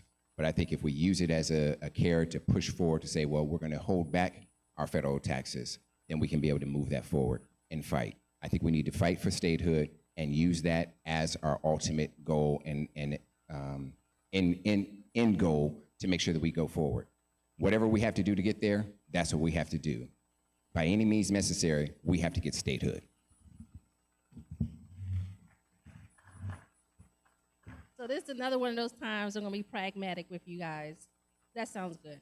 But constitutionally and legally, that's not going to happen, right? Also, if we do that, there's a chance we lose some of our federal funding, and we do need it. What I do advocate for is slow taxes. And if you haven't taken the free DC slow tax seminar, you should. And I've been practicing slow taxes, and I encourage my other DC residents to do the same. But that is something we can do. It is legal, it is ethical, and that's the way we can get, if enough of us do it, it's the way we can get the administration's attention. Give thanks. How y'all feeling? Slow taxes, and so Hold on, y'all want to Google that or holler that on Free DC. All right, okay. No, sorry. So we're doing closing statements. We'll start with Mr. Williams, and we'll work our way down back to Ms. Brown. Mr. Williams, you have 90 seconds. Closing statement. I want to thank Free DC and Matthew Memorial for this opportunity to be here. As I said when we opened up, this election is about humanity. And how we treat our residents, how we treat our people moving forward should be key to how you decide to vote. You want to have someone who has some lived experience to be able to understand some of the plights and situations that you've had to go through. I believe I have that. You also want someone who has some experience in government, writing and dealing with public policy. I have that as well. You also want someone who's not afraid to stand up and push back against those who are in control and in power. I've done that as well. Ultimately, at the end of the day, you want to have someone who represents your interests. And the person who represents your interests is a person who actually has lived your interests. Being homeless in this city and not being able to deal with the government in a way that we should be able to go to your government and get support and get help and be turned away is what many people have experienced before. Being able to have to deal with Medicare and Medicaid for my mother, many people have to deal with that now. So when you look back and you think about where you're going or where you've been, you want someone who has a lived experience and a track record at every level of government, succeeding and being able to accomplish what they've set out to do. I'm that individual, Kelly Michael Williams. Number 1 or number 2? You got ranked choice. Yes, sir. Give thanks. Give thanks. I want to thank you all for being here. I truly want to thank Free DC and Matthews Memorial for hosting us today. And I also want to thank my fellow candidates. Each of us are here because we share the underlying philosophy of Free DC. So at the end of this race, we've got to be unified because we find ourselves in a time, all of us, as somebody who studies history, I always thought I was studying things that happened before would never happen again. But I find myself, as you find yourself, at the crossroads of history. Now, at the end of this race and at the end of this term of Trump, we won't be able to go back in time and redo anything. That means we have to leave it all on the field right now. I'm leaving it all on the field, and I'm asking that you leave it all on the field with me. We need somebody who has fight, somebody who has done the impossible, has gone from being a failing student to a law school professor at Georgetown Law. We need somebody who has followed the course of honor, who has done for his city what people must do if they love the city, to go work for the delegate, to change what their own plan, to go become our delegate to Congress. We need somebody who knows their way around.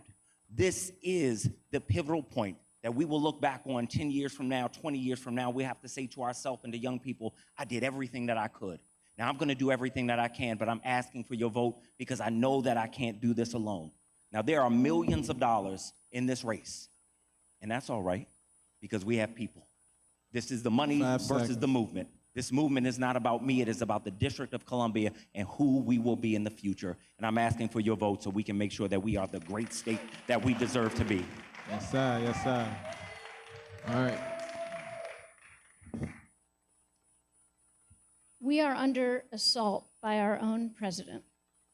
And what DC needs is a proven, experienced national fighter who wins. I have done that over and over and over.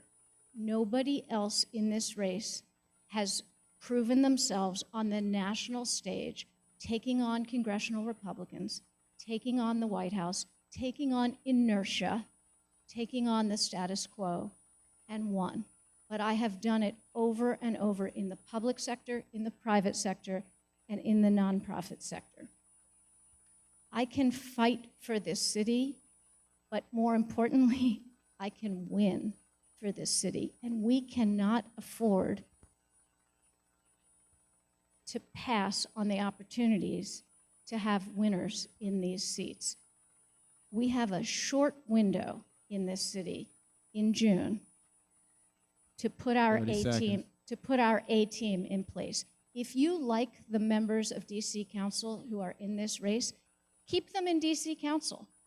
But give this national job to the one person in the race who has repeatedly won and performed and succeeded at a national level, fighting for DC and winning. Thank you. I'm Kenny Zalesny. I appreciate this forum. I appreciate the work of Free DC. I appreciate the hospitality of the church. And I'm humbly asking for your support.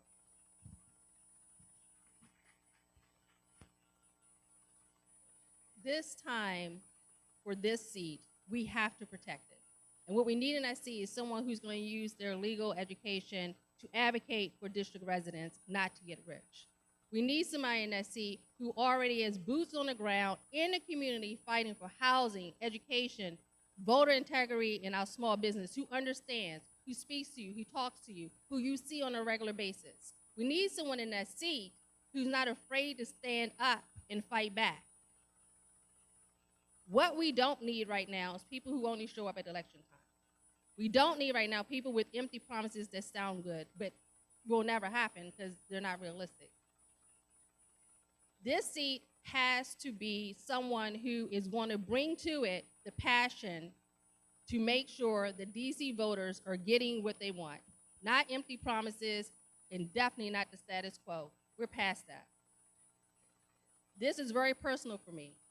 I live here with my Black children who walk in these streets with you guys. So when something happens to them, it's as if it's happening to me. And that's what I'll take to the delegate seat. You need to ask yourself, who do you want sitting at the table fighting for you? And who is going to speak for you because they understand you? That's who we need as the next delegate. My name is Deirdre Brown, Deirdre for DC. Thank you.